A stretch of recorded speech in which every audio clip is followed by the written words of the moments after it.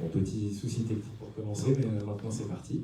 Donc un grand merci d'être présent ce soir pour cette conférence organisée par France Nature Environnement Normandie. Merci à Jacques Capla d'être avec nous. Pour vous expliquer très simplement comment les choses vont se dérouler, nous allons avoir une petite introduction qui va être faite par Raoul Le Turc, administrateur de la fédération. Et ensuite, on laissera la parole à Monsieur Capla qui va faire un exposé pour répondre à la question que nous avons proposée lors de cet événement. L'agroécologie peut-elle nourrir le monde? Présentation qui sera suivie d'une séance de questions-réponses dans la salle. Donc n'hésitez pas à préparer vos questions, à les poser. Tant qu'elles se font dans la bonne humeur et le respect de l'autre, ça ne me pose aucun problème. Je vais laisser Raoul présenter très rapidement FNE. Merci, bonjour à toutes et à tous. Donc FNE Normandie a choisi ce thème ce soir. On pourrait se poser la question. Alors FNE Normandie, c'est la Fédération des associations de protection de la nature de Normandie. Un certain nombre de vous ici connaissent bien ce qu'est FNE Normandie. Elle s'appuie sur un tissu local très présent et elle se veut de plus en plus à être au service des associations pour qu'elles puissent peser un maximum dans leur territoire pour que la protection de l'environnement soit réelle et que nous puissions avoir une efficacité. Alors, pourquoi le thème agricole? Parce qu'on pourrait se dire, après tout, une association de protection de la nature a bien d'autres thèmes à s'occuper. C'est facile à comprendre, tout simplement parce que nous mangeons chacun chaque jour, c'est essentiel pour la vie, et que le type d'alimentation conditionne notre santé, que l'agriculture représente un peu plus de 50% du territoire, et que donc, à partir de cette occupation, mais aussi à partir de ces pratiques, elle peut avoir un impact positif, ou malheureusement, et le plus souvent négatif, sur l'eau, l'air, le sol, le paysage, mais aussi l'emploi, parce que ça va jusque-là, et en l'occurrence, ce que l'on s'aperçoit, enfin en tout cas, c'est qu'on voit une concentration des exploitations agricoles aujourd'hui, une disparition, on est encore pas très loin d'ici dans ce qu'on appelle le bocage, dans le pays de Bray, et on voit là aussi la disparition des dernières haies, ou quand il en reste encore. Il ne faut pas être catastrophiste, mais en tout cas, on sent bien que nous sommes un peu à un moment essentiel, qui est de défendre un autre modèle agricole, et c'est ce pourquoi on a invité Monsieur Jacques Capla.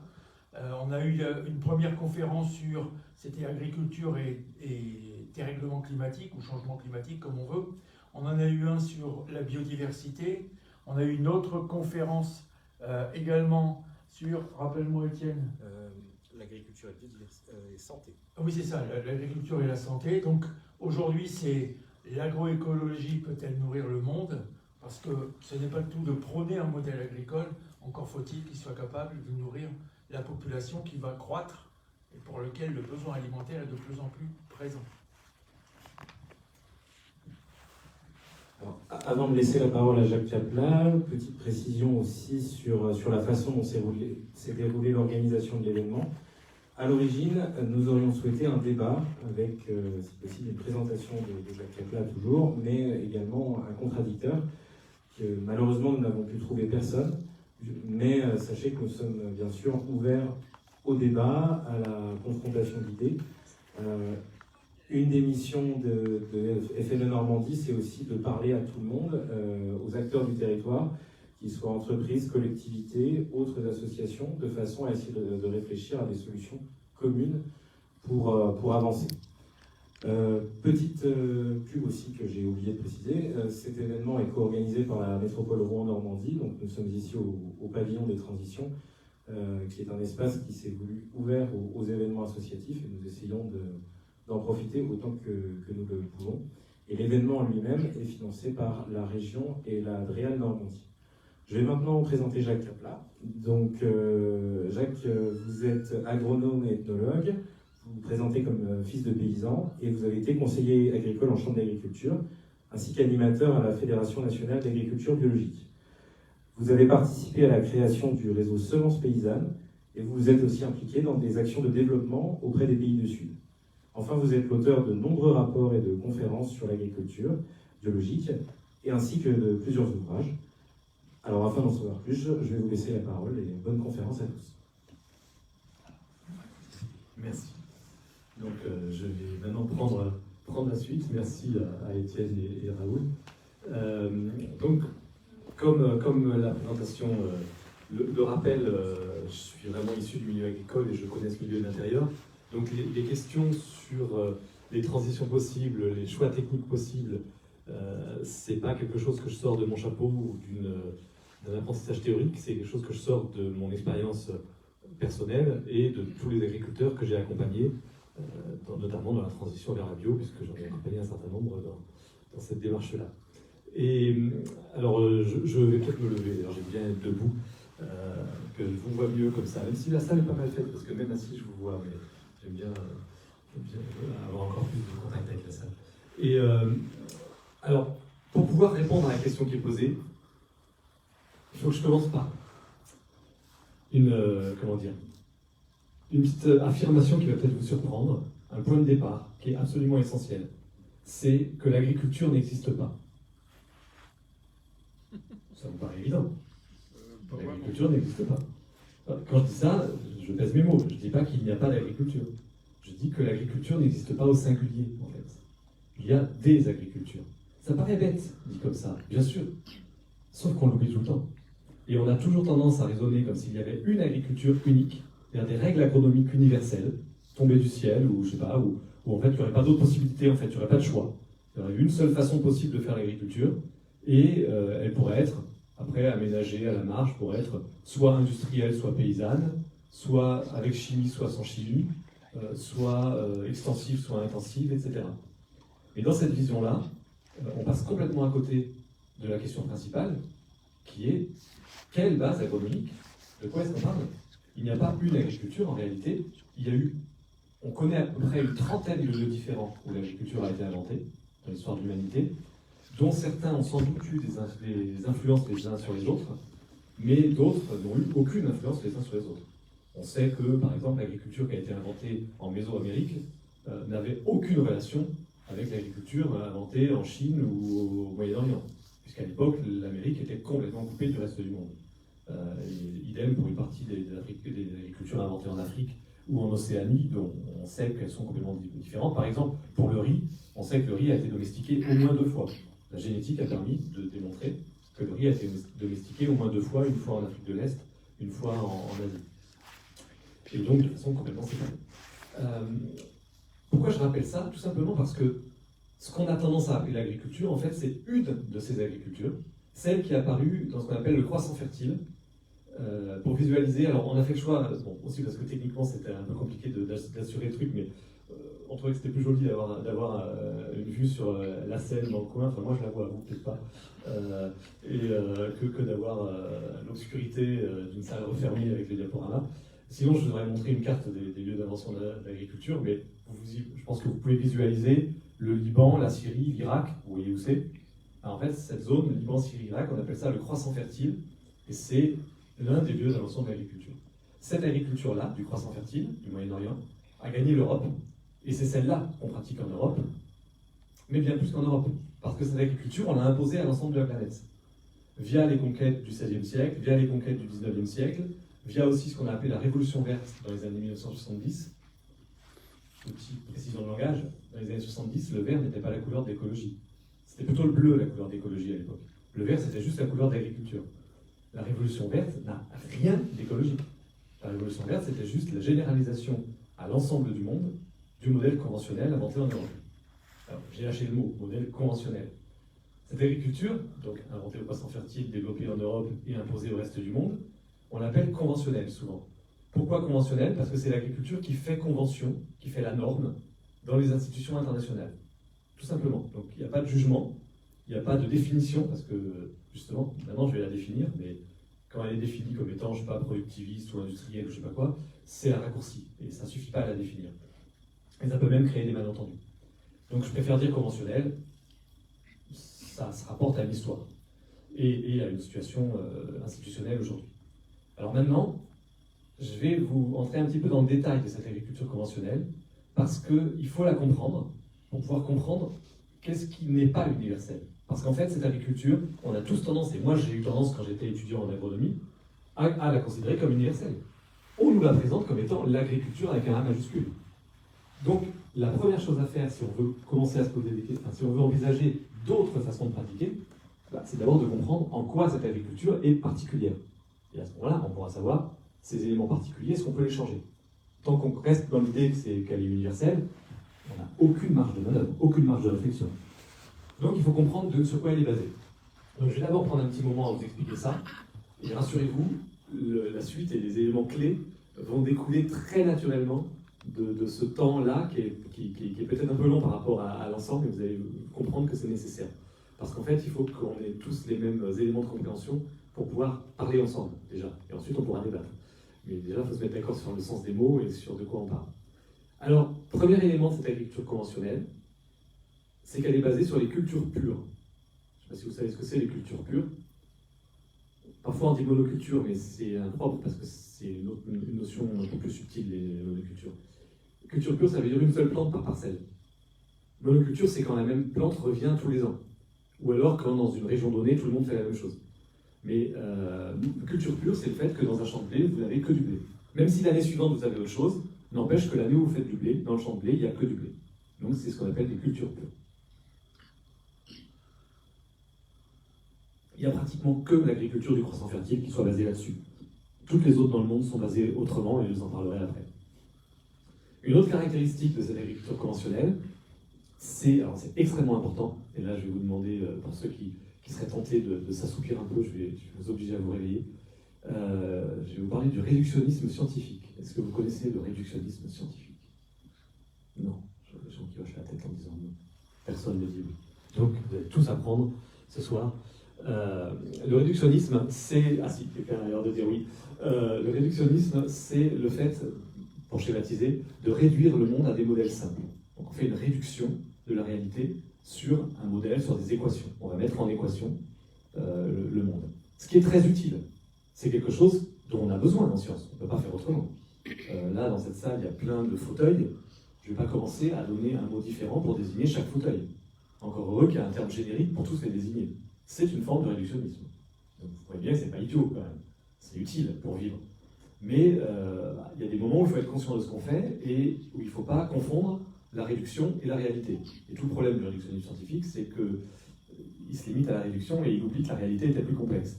Et pour expliquer plus précisément ce que c'est, parce que c'est vraiment très très important, notre façon de penser en Europe est profondément réductionniste. Nous encore, même moi, je sais que je suis culturellement marqué par cette façon de penser et ça me handicape encore, même si je fais des efforts pour en sortir. C'est mode de pensée en fait qui est résumé par les postulats d'Aristote. Exemple, Aristote disait, je le reformule avec nos mots d'aujourd'hui, vous tracez sur une feuille un cercle avec un trait infiniment fin, on ne compte pas le trait. Ensuite, vous fermez les yeux et vous placez un point quelque part sur la feuille. Le point, il est soit dans le cercle, soit hors du cercle. Vous êtes d'accord? C'est l'un ou l'autre. Il ne peut pas être à la fois dedans et dehors, vous tracez un seul point. Et bien pourtant, la physique quantique nous enseigne que, en quelque sorte, le point peut être à la fois dedans et dehors. Les électrons sont à plusieurs endroits à la fois autour du noyau d'un atome. Le chat de Schrödinger, on dit souvent, oui, tant qu'on n'a pas ouvert la boîte, on ne sait pas s'il est mort ou vivant. Mais non, si c'était ça, il n'y a pas besoin de s'appeler Schrödinger pour savoir que tant qu'on n'a pas ouvert la boîte, on ne sait pas s'il est mort ou vivant. C'est pas ça. C'est l'information de cette image, c'est que le chat est à la fois mort et vivant, et il ne devient que l'un ou que l'autre au moment où on ouvre la boîte. C'est ça l'information particulière de l'histoire du chat de Schrödinger. Il est les deux. Il est à la fois mort et vivant, tant qu'on n'a pas ouvert la boîte. Et donc, ça c'est vraiment complètement différent du réductionnisme. Et aujourd'hui, si on n'avait pas cette pensée non réductionniste, on n'aurait pas ce micro, on n'aurait pas de caméra, on n'aurait pas de téléphone mobile, etc., ou d'ordinateur.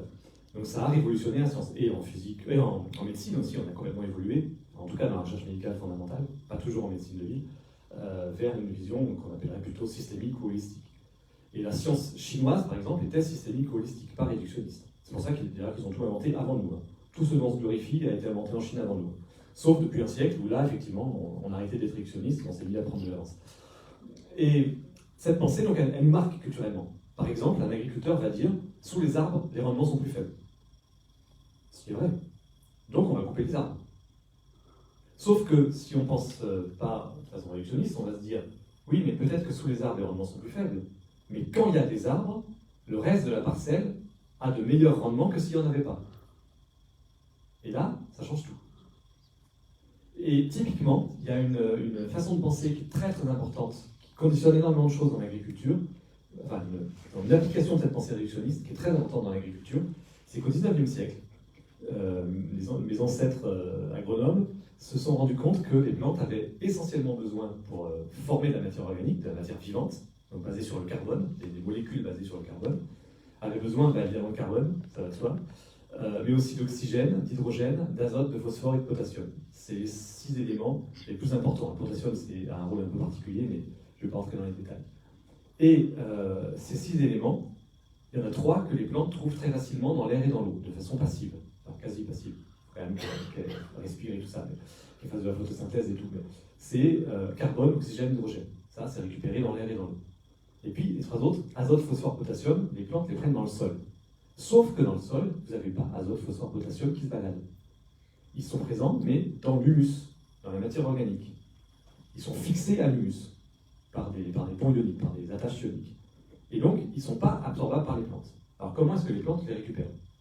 Grâce à des bactéries du sol qui se nourrissent de l'humus et qui libèrent des éléments minéraux au fil de leur activité. Donc, d'une certaine manière, ces éléments minéraux sont solubilisés. C'est des déchets de la vie d'une partie des bactéries du sol. Et ensuite, ils peuvent être absorbés par les plantes. Dans un rythme classique, les plantes absorbent au même rythme à peu près que le sol va les libérer. Ce qui fait qu'on n'a pas les mêmes plantes selon les milieux, parce qu'il y a des milieux où c'est libéré plus vite, parce qu'il fait plus chaud, etc. Et les agronomes se sont dit, ben comme c'est quand même compliqué tout ça, pour qu'on ait plus d'éléments minéraux disponibles rapidement pour les plantes, et ben on va leur apporter directement.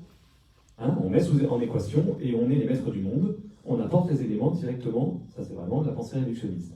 On a mis en équation azote, phosphore, potassium, on les amène. C'est les fameux engrais NPK. Le symbole de l'azote c'est N, phosphore P, potassium K. Le problème, c'est quand vous amenez des engrais minéraux solubles, j'insiste, qu'ils soient de synthèse ou pas, je m'en fiche complètement. Le problème, c'est que c'est des engrais minéraux solubles. Et ils sont là quoi qu'il arrive. Ils sont minéraux solubles quoi qu'il arrive. Ils ne sont pas fixés à l'humus. Donc d'une part, ils peuvent être emportés par les pluies, dans les nappes phréatiques, dans les cours d'eau, etc. Donc l'azote qui donne des algues vertes, etc. Mais surtout, à premier niveau agronomique, ce qui me préoccupe au premier niveau, c'est qu'ils vont être absorbés quoi qu'il arrive. La plante les absorbe puisqu'ils sont là, quoi qu'il arrive. Donc s'il se met à faire froid, le sol se met au ralenti. Les bactéries libèrent moins d'éléments minéraux. La plante se met au ralenti. Elle a besoin de moins d'éléments minéraux, elle fait pratiquement plus de photosynthèse. Mais vous avez mis des engrais solubles. Donc la plante les absorbe. Donc la plante se retrouve avec une sève gorgée d'éléments minéraux, dont elle n'utilise qu'une toute petite partie puisqu'elle est au ralenti. C'est comme si vous aviez bien chargé un garde-manger de nourriture en laissant la porte grande ouverte. Il ne faut pas s'étonner s'il y a des maladies parasites qui s'installent. Donc le premier problème sanitaire de l'agriculture conventionnelle, il vient du choix d'utiliser des engrais minéraux solubles. Et j'insiste là-dessus, c'est pas que de synthèse. Le lisier, c'est un engrais minéral soluble. L'urine, quand on dit on peut uriner sur des plantes, c'est bien. Ouais, enfin à petite dose, parce que c'est quand même minéral soluble, l'urine. Donc il ne faut pas trop abuser quand même. Et donc, ça crée des très forts déséquilibres au niveau des plantes. Et ça, c'est le résultat de notre mode de pensée, où on met en équation, mais on oublie la moitié de l'équation. Alors, il y a une autre caractéristique de l'agriculture conventionnelle, c'est qu'elle est basée sur une vision élitiste des savoirs. Typiquement, vous avez un conférencier qui vient vous expliquer comment fonctionnent les choses. Justement, j'essaie de sortir un peu de ça en vous donnant des éléments de compréhension que vous pourrez ensuite contester ou réaménager à votre sauce. Mais typiquement en agriculture, enfin en fait en Europe continentale, en France en particulier, c'est très facile de dater. C'est Louis XIII, Louis XIV. C'est l'époque où on a créé des académies. Et alors ça, c'est marrant que ce ne soit pas plus connu parce que c'est très documenté, il n'y a pas de discussion dessus. Les académies ont été créées pour rapatrier la légitimité des savoirs dans la main des lettrés. Alors des nobles dans un premier temps, puis des bourgeois ensuite qui ont récupéré le truc. Il y a des travaux de Luc Charles Dominique sur l'Académie de musique et l'Académie de danse qui sont très très clairs là-dessus. Et c'est vraiment documenté avec des textes de l'époque, etc. Ça a été une guerre politique entre la confrérie des ménétriers et puis les académies. Et en agriculture, il y a eu cette tendance-là de dire les lettrés savent, les paysans sont des peuples. Hein, d'ailleurs, paysan, c'était péjoratif jusqu'à récemment. Il y a 30 ans, la Confédération paysanne a redonné à ce mot, 35 ans, redonné à ce mot une valeur positive. Donc maintenant, ça se fait de dire paysan. Mais il y a 40 ans, paysan, c'était paysan, c'était plouc, c'était un gros mot. Et cette vision élitiste, elle est très lourde. Elle a décrédibilisé, enfin, elle a dévalorisé toute une histoire paysanne. Et alors, il y a un autre élément qui est très important, c'est que les cultures pures, la vision réductionniste du monde et l'approche élitiste se regroupent dans un élément qui est vraiment le pilier absolument central de l'agriculture conventionnelle. Ça a commencé au XIXe siècle, mais c'est vraiment absolument dominateur depuis la Seconde Guerre mondiale, c'est la sélection standardisée des plantes, les démarches de sélection. Alors je vous dis, ça a commencé au XIXe siècle. La notion de génétique, de gène, a été inventée au XIXe siècle. Un siècle avant qu'on connaisse l'ADN. Donc quand les bidouilleurs de GM vous disent l'ADN c'est le gène, ils racontent des bobards. Le gène est un concept beaucoup plus large. Le gène c'est une information qui va se transmettre de génération en génération. Ça s'appuie en grande partie sur l'ADN, oui, mais ça s'appuie sur plein d'autres choses avec des interactions avec l'environnement, ce qu'on appelle l'épigénétique, avec des interactions entre séquences d'ADN entre elles, qu'on appelle la pléiotropie. Donc c'est beaucoup plus complexe que des petits bouts d'ADN qu'on déplace ou je sais pas quoi. En tout cas, on a construit, avant même de connaître l'ADN, on a construit des modèles génétiques, et à partir de la Seconde Guerre mondiale, ils ont été prédominants. Des modèles génétiques construits donc, par des agronomes, venus d'en haut, qui ont dit aux paysans, voilà, c'est comme ça qu'il faut faire. Et on a organisé cette sélection standardisée dans un but clair, c'était clair depuis le XIXe siècle, hein, d'industrialiser, de standardiser la production agricole pour une production de masse, facilitée, et qui emploie moins de main-d'œuvre, parce qu'il fallait libérer de la main-d'œuvre dont on avait besoin pour l'industrie. Et cette approche-là, ça marche. On ne peut pas dire le contraire. On a augmenté les rendements. C'est pas contestable. Et alors là, j'attire votre attention sur un point extrêmement important. Aussi important que le fait que l'agriculture n'existe pas. Encore un point qui paraît évident quand on le sait, quand on y pense. C'est que le monde, c'est pas un truc qui marche et rien d'autre. C'est évident. Sauf qu'on a tout le temps tendance à ne pas se rappeler ça. Parfois, il y a 100 trucs qui marchent. C'est pas un truc binaire, le monde.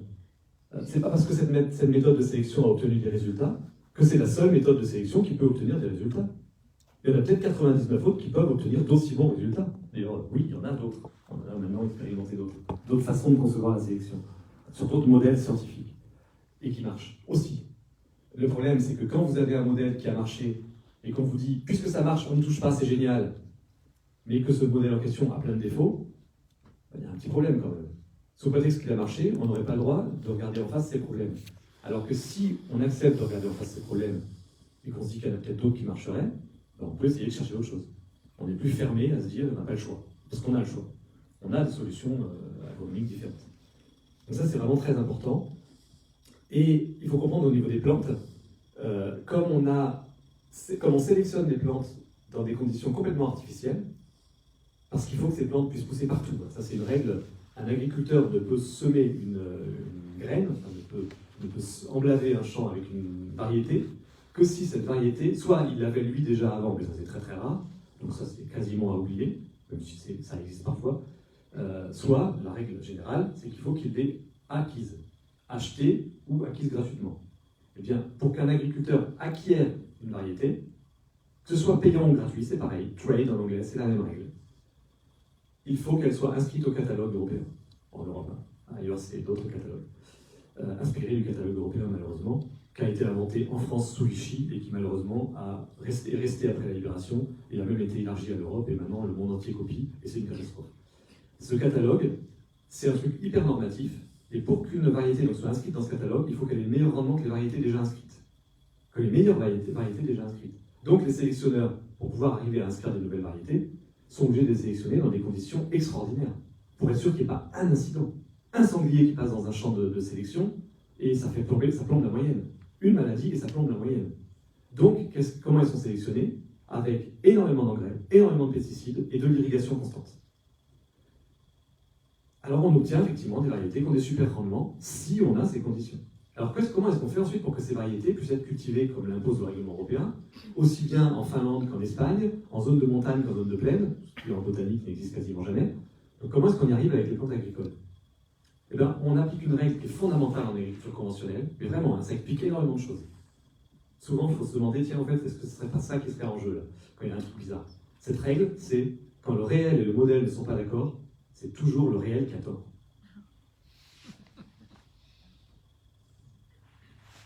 Incidemment, j'ai vraiment l'impression que la même règle s'applique en économie orthodoxe, mais je suis moins catégorique parce que je ne suis pas économiste. Pour l'agronomie, je suis catégorique, ça fait depuis mon adolescence que je travaille dessus et j'ai aucun doute. Et le problème, l'application de cette règle, ça donne donc en matière de sélection que pour pouvoir cultiver ces plantes créées dans des modèles théoriques, donc les cultiver dans des vrais champs, eh ben, on va artificialiser ces champs. On va faire en sorte que le réel s'adapte au modèle. Donc on va mettre des engrais, on va mettre des pesticides, on va irriguer, on va complètement artificialiser le milieu. Donc pendant 10 000 ans, les paysans avaient adapté les plantes au milieu, et maintenant, depuis 80 ans de façon vraiment très systématique, et un peu plus en fait, on adapte le milieu aux plantes. C'est un renversement total, et ça a des conséquences énormes. Et en fait, alors je pourrais aussi, je vais dire deux mots d'un autre aspect fondamental de l'agriculture conventionnelle, je ne vais pas m'étendre dessus parce qu'on pourra dans la discussion si vous voulez, si certains veulent qu'on creuse, on pourra creuser. Il y a la dimension de ce qu'on appelle le productivisme, qui est quand même pas anodin. Vous savez ce que c'est le productivisme? Bon, alors je vais vous aider, c'est le fait d'augmenter la productivité. Ça vous a aidé? Alors c'est quoi la productivité? En fait, la productivité, c'est le rendement par travailleur. C'est très important de rappeler ça, parce qu'en agriculture, on a tendance à confondre, à mélanger, et certains, ça arrange certains de le faire, à confondre intensif et productif. Intensif, c'est le rendement par hectare. Sauf si on précise intensif en emploi, intensif en je ne sais pas quoi. Mais intensif tout court, c'est le rendement par hectare. Productif tout court, c'est le rendement par travailleur. C'est une règle de l'économie. Dans tous les domaines de l'économie mondiale, on dit productif pour dire rendement par travailleur. Et l'agriculture, elle est productiviste. Alors ça, c'est pas que l'agriculture conventionnelle. Quasiment toutes les agricultures du monde ont été productivistes pendant l'essentiel de leur histoire. Pour une raison très simple, c'est qu'un cueilleur, pêcheur, chasseur, il passe 3 heures par jour à se nourrir, et encore. Ceux qu'on peut observer maintenant, qu'on a rejetés dans les limbes des endroits les moins viables, mais il est très probable qu'à l'époque où tout le monde était cueilleur, pêcheur, chasseur, donc dans des terres beaucoup plus riches, il fallait certainement même moins que 3 heures par jour pour se nourrir. Mais bon, mettons 3 heures. Un agriculteur, lui, il bosse toute la journée. Donc là où un cueilleur, pêcheur, chasseur pouvait passer du temps à faire des outils, faire des vêtements, flâner, ne rien faire, il y a une synthèse récente qui a montré que chez les sociétés non industrielles, le temps le plus important de la journée, c'est ne rien faire. C'est même pas faire la sieste ou pas l'abri, c'est ne rien faire. C'est beau. Mais n'empêche, pour la santé mentale, c'est vachement bien. Mais puis bon, il y a d'autres activités. Alors que dans les sociétés d'agriculteurs, pour avoir d'autres activités, il faut libérer les bras. Il faut que les agriculteurs puissent ne plus être agriculteurs et faire autre chose. Donc il faut qu'un agriculteur puisse nourrir plusieurs personnes. En fait, ça veut dire ça. Si un agriculteur peut nourrir 2 personnes, 50% des gens vont faire autre chose. Si un agriculteur peut nourrir 100 personnes, 99% des gens vont faire autre chose. Et en fait, tout l'enjeu des économies agricoles depuis l'Antiquité, ça a été d'augmenter la productivité. Ce qui a permis de libérer des bras pour faire les pyramides, pour faire les premières cités-États, pour faire des guerres aussi, malheureusement ça a beaucoup servi à ça. Ça a permis de faire la révolution industrielle, ça a permis de construire les cathédrales aussi. C'était une période d'abondance, les cathédrales. Il fallait bien les nourrir, tous ces ouvriers. Donc faire la révolution industrielle, reconstruire l'Europe après la Seconde Guerre mondiale, ça permet maintenant d'aller pointer à Pôle emploi quand il y a des Pôle emploi, ou mourir de faim dans les favelas quand on est au Brésil, ou mourir de faim dans les bidonvilles de Dakar ou de Nairobi. Voilà. Donc le productivisme, c'est pas un gros mot. Ça l'est devenu.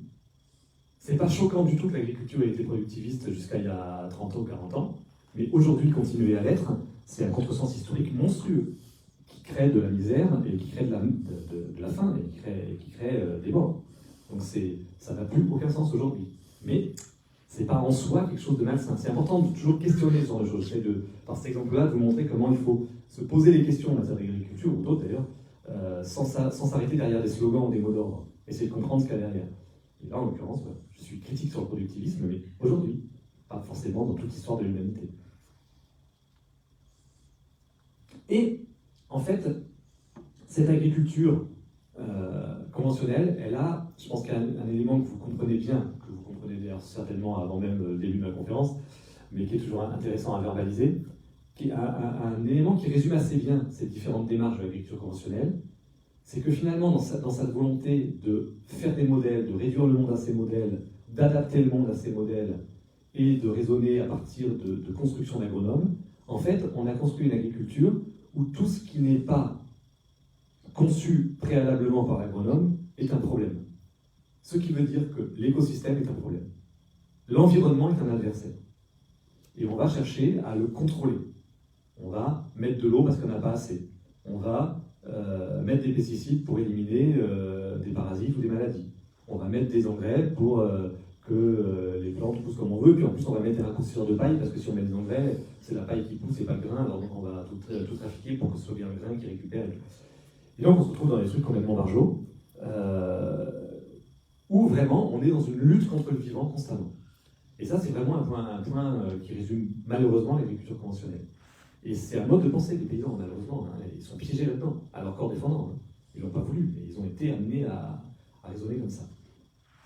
Et puis cette agriculture, elle a un certain nombre de défauts. Quand même, j'en dise quelques mots avant de pouvoir aborder les solutions et voir comment elles peuvent marcher. Mais là, déjà, je vous ai donné un certain nombre d'éléments. En creux, vous pouvez déjà commencer à deviner un certain nombre de solutions et de perspectives. Mais déjà, juste rappeler quand même un certain nombre d'éléments de problèmes, parce que ça nous donne aussi des idées vers quoi il faut essayer d'aller, ou de ne pas aller. Premier problème, monstrueux aujourd'hui, c'est les pesticides.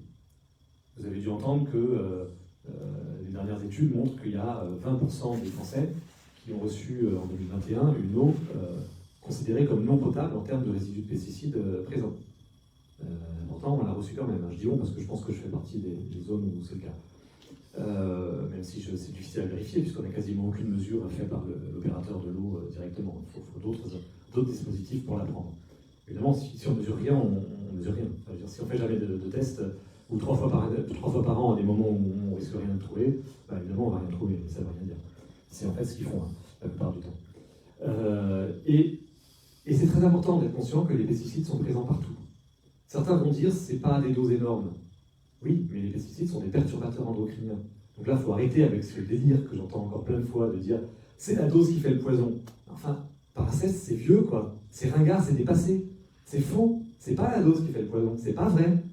Les perturbateurs endocriniens sont des molécules qui peuvent être extrêmement toxiques à des doses extrêmement faibles. Parfois même plus toxiques à des doses plus faibles qu'à des autres plus fortes. C'est étonnant, mais c'est comme ça. Et la plupart des pesticides sont des perturbateurs endocriniens. Donc leur présence, même à faible dose, est extrêmement préoccupante. Et ils sont présents partout, parce qu'ils sont volatiles. La plupart des pesticides sont maintenus fixes par des coadjuvants, par d'autres molécules, pour être sous forme huileuse, en émulsion dans l'eau, et ensuite épandus comme ça. Mais dans les 2 jours qui suivent l'épandage, ça vous ne le voyez pas. Donc, ce que vous voyez quand il y a l'épandage, c'est le nuage de traîne, le brouillard de traîne. Ça, c'est le pesticide en émulsion dans l'eau. Mais moi, ce dont je vous parle, c'est un truc qu'on ne voit pas, qu'on ne sent pas. Dans les 2 jours qui suivent, une grande partie du pesticide s'évapore, se libère de ce qui le stabilisait et redevient gazeux. Et donc se retrouve dans l'air, donc partout. Et puis se retrouve dans l'eau, on vient de le dire, donc partout. Donc ils sont présents dans tous les milieux. Donc c'est une catastrophe absolue pour la biodiversité. C'est une des principales causes de l'effondrement de la biodiversité. Et ça, c'est extrêmement préoccupant. On parle tout le temps du climat, mais la biodiversité, c'est tout aussi effrayant. Je ne veux pas vous faire peur, mais ce qui se passe en ce moment en matière de biodiversité, il y a une accélération cette année qui fait froid dans le dos, hein, vraiment. Après, je viens de le dire, il y a le climat.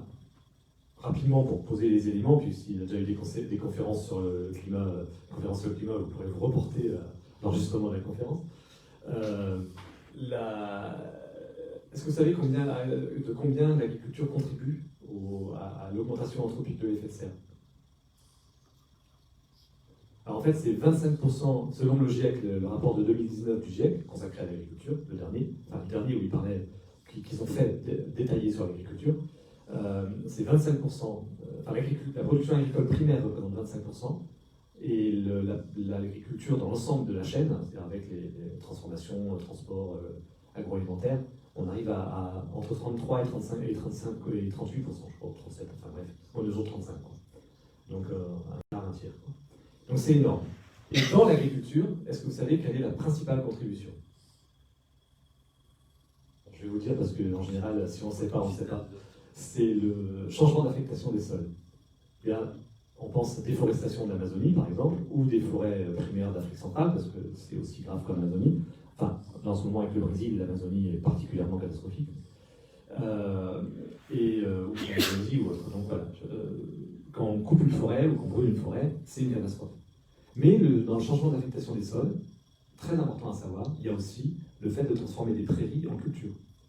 Une prairie est un stock de carbone extraordinaire. Si vous transformez une prairie en culture, vous déstockez une grande partie de ce carbone. Et c'est une catastrophe pour le climat.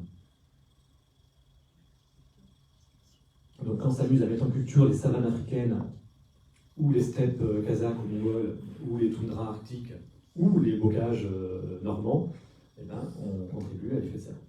Donc à l'échelle mondiale, c'est la première cause, mais effectivement, c'est quand même surtout le fait de couper les forêts. À l'échelle européenne, la première cause, les premières causes, il y a débat, laquelle des deux est la première? C'est... Personne ne me dit l'élevage et le méthane. D'habitude, tout le monde me dit l'élevage et le méthane. Ce qui est effectivement une des deux. Et l'autre, c'est l'azote. Et en fait, en données brutes, c'est l'azote, en fait.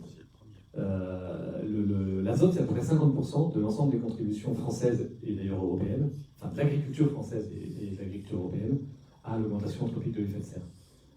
L'azote, pourquoi? Parce que d'abord, on utilise de l'énergie pour fabriquer l'engrais. D'ailleurs, l'azote est fait à partir du gaz russe.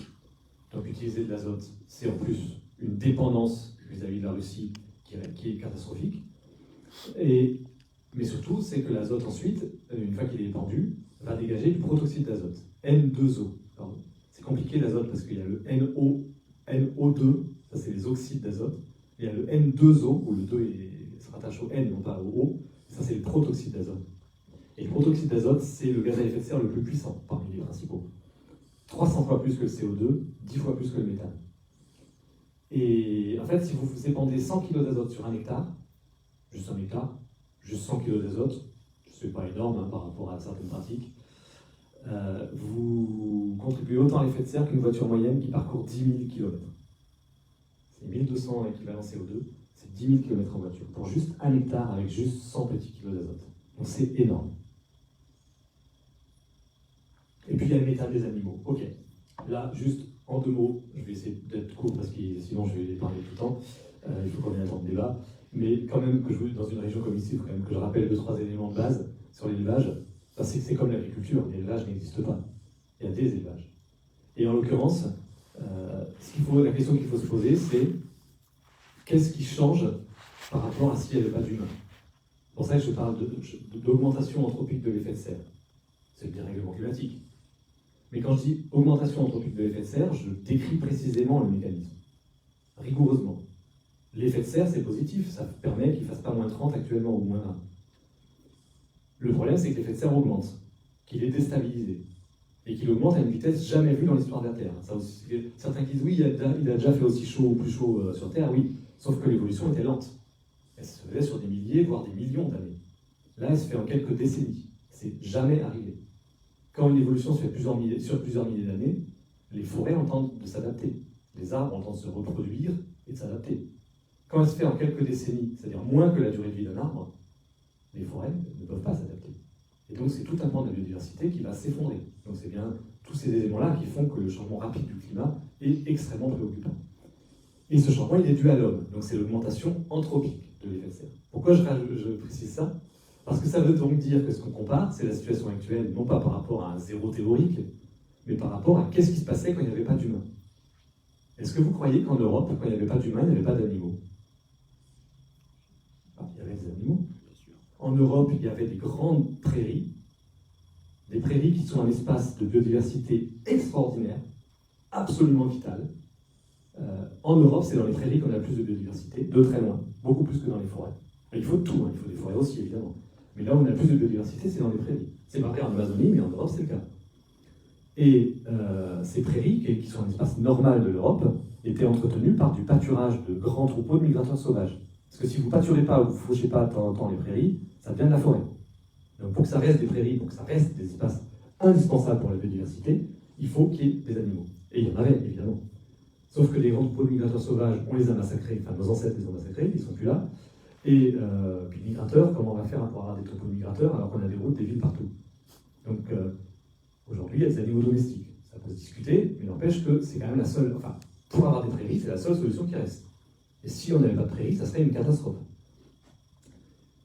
Or, si on n'a pas plus d'animaux que ce qu'il y avait à l'état sauvage, ben on ne dégage pas plus de méthane qu'avant qu'il y ait des humains. Donc la question est, quelle est la différence par rapport à l'état sauvage, à l'état initial? Alors si vous avez un élevage bio à l'herbe, ou à l'herbe de façon plus générale, sans être forcément bio, mais c'est mieux s'il est bio, vous contribuez un petit peu plus, vous dégagez un peu plus de méthane que quand il y avait des grands troupeaux sauvages. Mais c'est pas énorme, la différence n'est pas énorme. Par contre, si vous avez un élevage industriel, qui est l'essentiel de l'élevage européen, et encore plus de l'élevage mondial, là c'est une catastrophe. Donc oui, globalement, l'élevage d'herbivores est une catastrophe, parce que c'est un élevage industriel. Mais si vous le remplacez par un élevage à l'herbe, c'est plus vrai. Et je précise que l'élevage français est en grande partie industriel, puisque les vaches laitières sont, même si vous les voyez dans des prairies, sont en fait essentiellement nourries au maïs et au soja importé du Brésil. Donc c'est semi-industriel en fait. Donc c'est une catastrophe, même si vous avez l'impression qu'elles sont à l'herbe. Et les vaches qui font de la viande, en France on dit les vaches viandes, les vaches mères allaitantes, comme on dit, celles qui allaitent leur veau, et non pas laitières, sont à l'herbe, c'est génial. Sauf que les veaux ils sont pas à l'herbe. Les veaux, ils sont vendus ensuite à l'âge où on appelle les broutards, ils sont vendus à des usines d'engraissement industriel. Donc l'élevage dit à l'herbe en France est pour l'essentiel basé sur l'élevage industriel qui leur amène leurs revenus. Donc il n'est pas à l'herbe en fait. Par contre, il y a des éleveurs qui font naissage et engraissement à l'herbe, et là, ceux-là, ils sont nickel. Mais bon, ils sont minoritaires. Il ne faut pas se leurrer. L'essentiel de l'élevage est intolérable aujourd'hui. Mais ce n'est pas tout l'élevage. Maintenant qu'on a fait ce petit tour d'horizon, qu'est-ce qu'on peut faire? Quand même, il faut y arriver. Et les alternatives techniques, mais en fait, à partir des problèmes et à partir des éléments de base que je vous ai donnés, de ce qui caractérise l'agriculture conventionnelle, les éléments de solution, on les a assez facilement en fait. Si vous avez, au lieu de culture pure, si vous faites des cultures associées, c'est-à-dire plusieurs plantes en même temps dans la même parcelle, déjà, vous allez avoir, alors quand je montre un diaporama, ça c'est un des moments où c'est utile d'avoir une photo parce que je montre une parcelle de culture associée au nord du Bénin où on voit 13 cultures différentes et on voit un endroit, un épi de maïs par le milieu, et puis un autre épi de maïs complètement à l'angle de la photo. Et en fait, entre les deux épis de maïs, il y a du niébé, du gombo, du manioc, du riz, du mil, etc. Et en fait, il faut comprendre que quand une maladie est adaptée au maïs, pour qu'elle se déplace d'un des pieds à l'autre, elle doit traverser 2 mètres de jungle. Parce que manioc, niébé, gombo, mil, etc., c'est de la jungle pour une maladie adaptée au maïs. Donc, il y a déjà beaucoup moins de maladies. Alors que si vous avez que du maïs en monoculture, évidemment, c'est un boulevard. Hein. Ça démarre à un bout et ça arrive à l'autre bout quelques jours après. C'est nickel, on leur donne à manger, maladie, c'est super.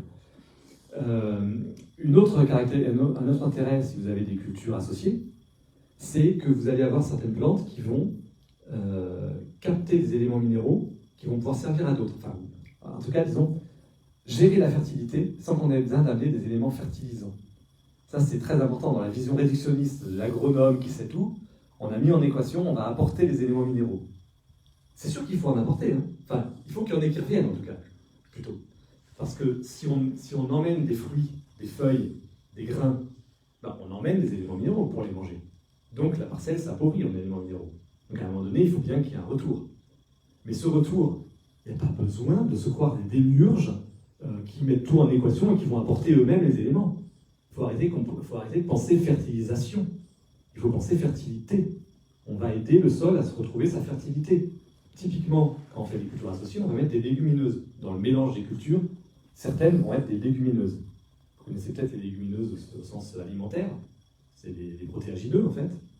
Mais les légumineuses, c'est une famille beaucoup plus large, qui, en fait, sont des plantes qui ont la capacité à capter l'azote de l'air et à le fixer dans le sol au niveau de leurs racines grâce à une symbiose bactérienne. Et là, il est fixé sous forme organique, lié à l'humus, lié à la matière organique. Donc, stable. C'est génial. Vous vous souvenez combien il y a d'azote dans l'air? 80% en gros, 79-80%. L'essentiel de ce qu'on respire, c'est de l'azote. Et l'air, c'est un milieu ouvert, en constant renouvellement. Puis le cycle de l'azote, c'est un cycle ouvert. Donc, c'est une ressource absolument, et sans aucune discussion possible, illimitée, puisque c'est un cycle ouvert. Donc, il ne faut pas s'amuser, il ne faut pas dire que nous, on a besoin d'apporter de l'azote. L'air circule et apporte de l'azote, point, c'est fini, c'est réglé. Le potassium, il y en a dans les couches profondes du sol. Avant qu'il soit épuisé, le soleil sera mort.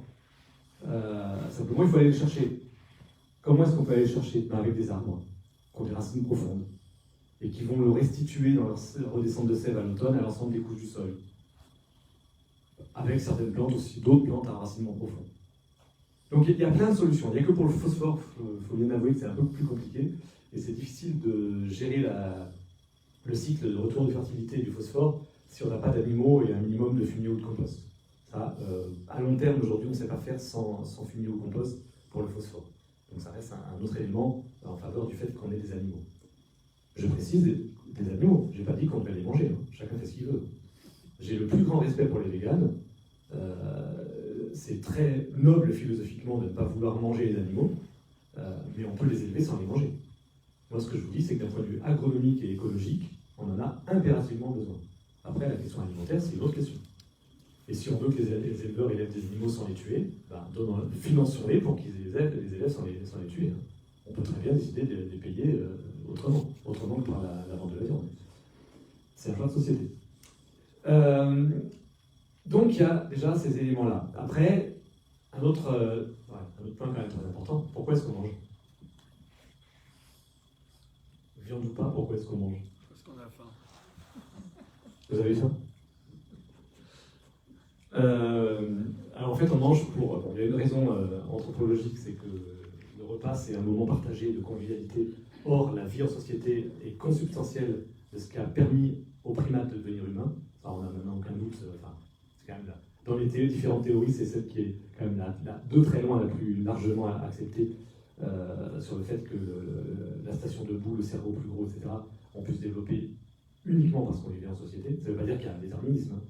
Il y a des animaux qui vivent en société et qui n'ont pas évolué, mais n'empêche qu'on n'aurait pas évolué vers l'homme si on ne vivait pas en société. Et ça s'appuie sur le repas partagé en particulier, donc c'est quand même vachement important. Quand vous mangez un bon repas avec des amis, dites-vous que vous entretenez ce qui vous constitue comme humain, donc c'est pas mal. Mais une autre, quand même, des deux éléments biologiques de l'alimentation, c'est d'avoir des éléments minéraux, les briques du vivant, et d'avoir de l'énergie. Pourquoi de l'énergie? Parce que les éléments minéraux, c'est assez facile à avoir. Si vous avez une alimentation équilibrée, les fameux 5 fruits et légumes par jour, tout ça, c'est pas trop difficile. Par contre, l'énergie, c'est plus compliqué. C'est l'élément limitant. C'est pour ça qu'on calcule les mesures alimentaires en énergie. On parle de kilocalories, de kilojoules, c'est des mesures d'énergie. Parce que, en fait, c'est le soleil qui apporte l'énergie à la vie sur Terre. Mais il n'y a que, je vais passer sur certains règnes bizarres, mais dans les 3 grands règnes, il n'y a que les végétaux qui sont capables de récupérer l'énergie du soleil pour en faire de la matière vivante. Les deux autres, c'est les champignons et les animaux, parce que les champignons ne sont pas des animaux, ni des végétaux, c'est autre chose. Les champignons et les animaux ne savent pas utiliser l'énergie du soleil. Donc comment est-ce qu'ils font? Les champignons, ils sont soit en symbiose, soit parasites. Donc parasites, c'est facile, hein, c'est des maladies. Et en symbiose, ça va être par exemple dans le sol, très important en agriculture. Vous avez les champignons, alors ceux qu'on voit et qu'on cueille, mais surtout les micro-champignons du sol que personne ne voit, qui vont avoir l'équivalent des racines, sauf que comme ce n'est pas des végétaux, ça ne s'appelle pas des racines, ça s'appelle des mycéliums. Et ces mycéliums vont se relier aux racines des plantes, aux rhizomes des plantes, pour former ce qu'on appelle la mycorhize. C'est un réseau, c'est un internet alimentaire qui est extraordinaire, où les champignons vont aller apporter des éléments minéraux aux arbres, et en échange, les arbres leur apportent, enfin les arbres, les plantes d'ailleurs, leur apportent des sucres qu'ils ont obtenus par la photosynthèse. Et c'est vraiment un système de symbiose. Pareil, ils récupèrent de l'eau et tout ça, c'est assez génial. Mais nous, les humains, enfin les animaux en général, nous on est des parasites en fait, quoi. On mange d'autres êtres vivants. Il n'y a que comme ça qu'on peut récupérer de l'énergie. Et donc le but de l'agriculture, c'est d'optimiser un transfert d'énergie en fait. C'est d'avoir une meilleure utilisation de l'énergie solaire pour amener une énergie assimilable par l'homme sous forme de plantes et éventuellement de produits animaux. Et le problème, c'est que cette agriculture conventionnelle avec des cultures pures, c'est que vous avez toute une période de l'année où les rayons de soleil tombent sur du sol nu, ou sur des interrangs à moitié nus. Donc c'est des rayons de soleil qui sont perdus. Donc c'est une catastrophe. Et une des choses qu'il faut faire pour pratiquer notre agriculture, c'est d'avoir une agriculture qui va couvrir le sol de façon constante, surtout en période de végétation bien sûr, pour pouvoir récupérer les rayons du soleil, notamment en été, puisque c'est là qu'il y a le plus de rayons du soleil, et c'est là que la durée du jour est la plus longue, et qu'en plus l'incidence des rayons est la plus forte. Enfin, permet qu'il y ait plus d'énergie. Donc, en tout cas en juin, quoi. Et donc, il faut essayer de bien couvrir le sol, ce que permettent aussi les mélanges de cultures, les cultures associées. Et puis, il faut adapter les plantes au milieu. Il faut arrêter d'adapter le milieu aux plantes. Typiquement, par rapport au dérèglement climatique, il y a quand même un truc de base. Hein. Je vous ai dit que les cultures qu'on a le droit de semer, elles sont sélectionnées dans des conditions où elles ont tout le temps de l'eau. Alors, je ne sais pas si vous connaissez un peu les règles de base de l'évolution darwinienne. C'est assez simple, en fait. Il n'y a pas de déterminisme, hein, il n'y a pas de direction. Le hasard fait qu'il y a des mutations régulières dans le matériel génétique. Ces mutations, parfois, elles sont ni avantageuses ni désavantageuses, et ça reste. Par exemple, c'est pas forcément dans le sens de l'adaptation tout le temps, il ne faut pas rêver. Hein. Si c'est pas mauvais, ça reste. Hein. Par exemple, on a tous encore des orteils de pied, enfin des doigts de pied. Pourtant, ça fait longtemps qu'on n'a plus aux arbres avec les pieds. Donc, ils n'ont pas disparu pour autant. Donc, ils ne vont pas disparaître parce qu'ils ne servent à rien. Mais ils pourraient disparaître à l'avenir, on ne sait pas. Mais ce qui est sûr, c'est quand même quelque chose une mutation qui par hasard va dans un sens qui permet à l'individu d'être mieux adapté au milieu où il vit, il va avoir tendance à plus se reproduire, et donc, génération après génération, ça va faire une évolution globale dans la population. Donc l'évolution se fait forcément à l'échelle d'une population. Un individu ne peut pas s'adapter. C'est une espèce qui va s'adapter. Mais pour ça, il faut qu'il y ait ce qu'on appelle une pression de sélection. C'est-à-dire qu'on ne peut s'adapter qu'à des conditions qui obligent de sélectionner des caractères meilleurs. Sinon, il n'y a aucune sélection et ça reste pareil. Genre nos doigts de pied. Or, si vous avez des plantes qui sont tout le temps irriguées quand elles sont en sélection, elles n'ont jamais de pression de sélection sur le stress hydrique, sur la sécheresse. Elles ne savent pas ce que c'est la sécheresse. Donc jamais les individus qui par hasard seraient adaptés au stress hydrique ne vont être avantagés par rapport aux autres. Donc jamais vous n'avez d'évolution vers l'adaptation à la sécheresse. Et ça n'arrivera jamais. Tant qu'on irrigue les cultures de sélection, ça n'arrivera jamais. Et on aura toujours des plantes fragiles qu'on devra irriguer. Donc c'est un cercle vicieux totalement ridicule. C'est inconcevable qu'en 2022, on continue encore à faire de la sélection comme ça. Aujourd'hui, il faut faire de la sélection sans irrigation pour qu'il y ait une pression de sélection sur le stress hydrique qui va adapter progressivement des plantes au manque d'eau. Et ceux qui le font ont de très bons résultats. Il y a eu notamment en Dordogne un groupe autour de Bertrand Lassaigne, un vieux copain à moi qui est mort dans un accident de moto il y a quelques mois, qui avait récupéré du maïs un peu partout dans le monde et qui a fait de la sélection de maïs de population, donc en mélangeant des lignées, je vais passer sur les détails, et sans irrigation et en bio. Et bien au bout de quelques années, ils ont réussi à avoir d'aussi bons résultats que les voisins conventionnels irrigués. Les bonnes années, ils avaient des résultats moins bons. Mais dès qu'il y avait un peu un manque d'eau ou un peu des conditions sévères, alors là, c'était les seuls qui s'en sortaient. C'est le cas aujourd'hui, quoi. Et donc maintenant, il y a de plus en plus de maïsiculteurs qui récupèrent ces variétés-là. Donc il faut aller vers cette sélection adaptative au milieu, ce qu'on appelle l'essence paysanne. C'est pas une nostalgie de l'ancien, hein, quand on pense semence ancienne, race ancienne. C'est pas parce qu'on a une nostalgie de l'ancien, hein, c'est pas du patrimonialisme ringard, hein, c'est pas réac, hein, c'est juste on veut prendre des plantes qui sont encore capables de s'adapter. Celles du catalogue sont par définition pas capables de s'adapter puisqu'on leur demande d'être stables pour être dans le catalogue. Donc on va chercher des variétés qui sont encore adaptables, encore évolutives, c'est des variétés anciennes, voilà, c'est juste du pragmatisme. Et c'est ce qu'on appelle donc sélection paysanne décentralisée. Et quand on met en œuvre ces différentes techniques, on a besoin de plus de main-d'œuvre. Alors, donc on va être moins productiviste. Dans un monde de chômage de masse, c'est peut-être pas mal. Alors, besoin de plus de main-d'œuvre, il serait peut-être temps. Une agriculture qui permette aux paysans, qui remettent à la terre les paysans sans terre du Brésil qui ont été mis au chômage par le développement de l'agro-industrie, qui permettent aux paysans d'Afrique de rester sur leur terre au lieu d'aller mourir de faim dans les bidonvilles. Ça serait peut-être pas mal, en fait, une agriculture comme ça. Donc, si on met en place l'ensemble de ces approches-là, où finalement on va considérer le vivant comme un partenaire et pas comme un adversaire, on va utiliser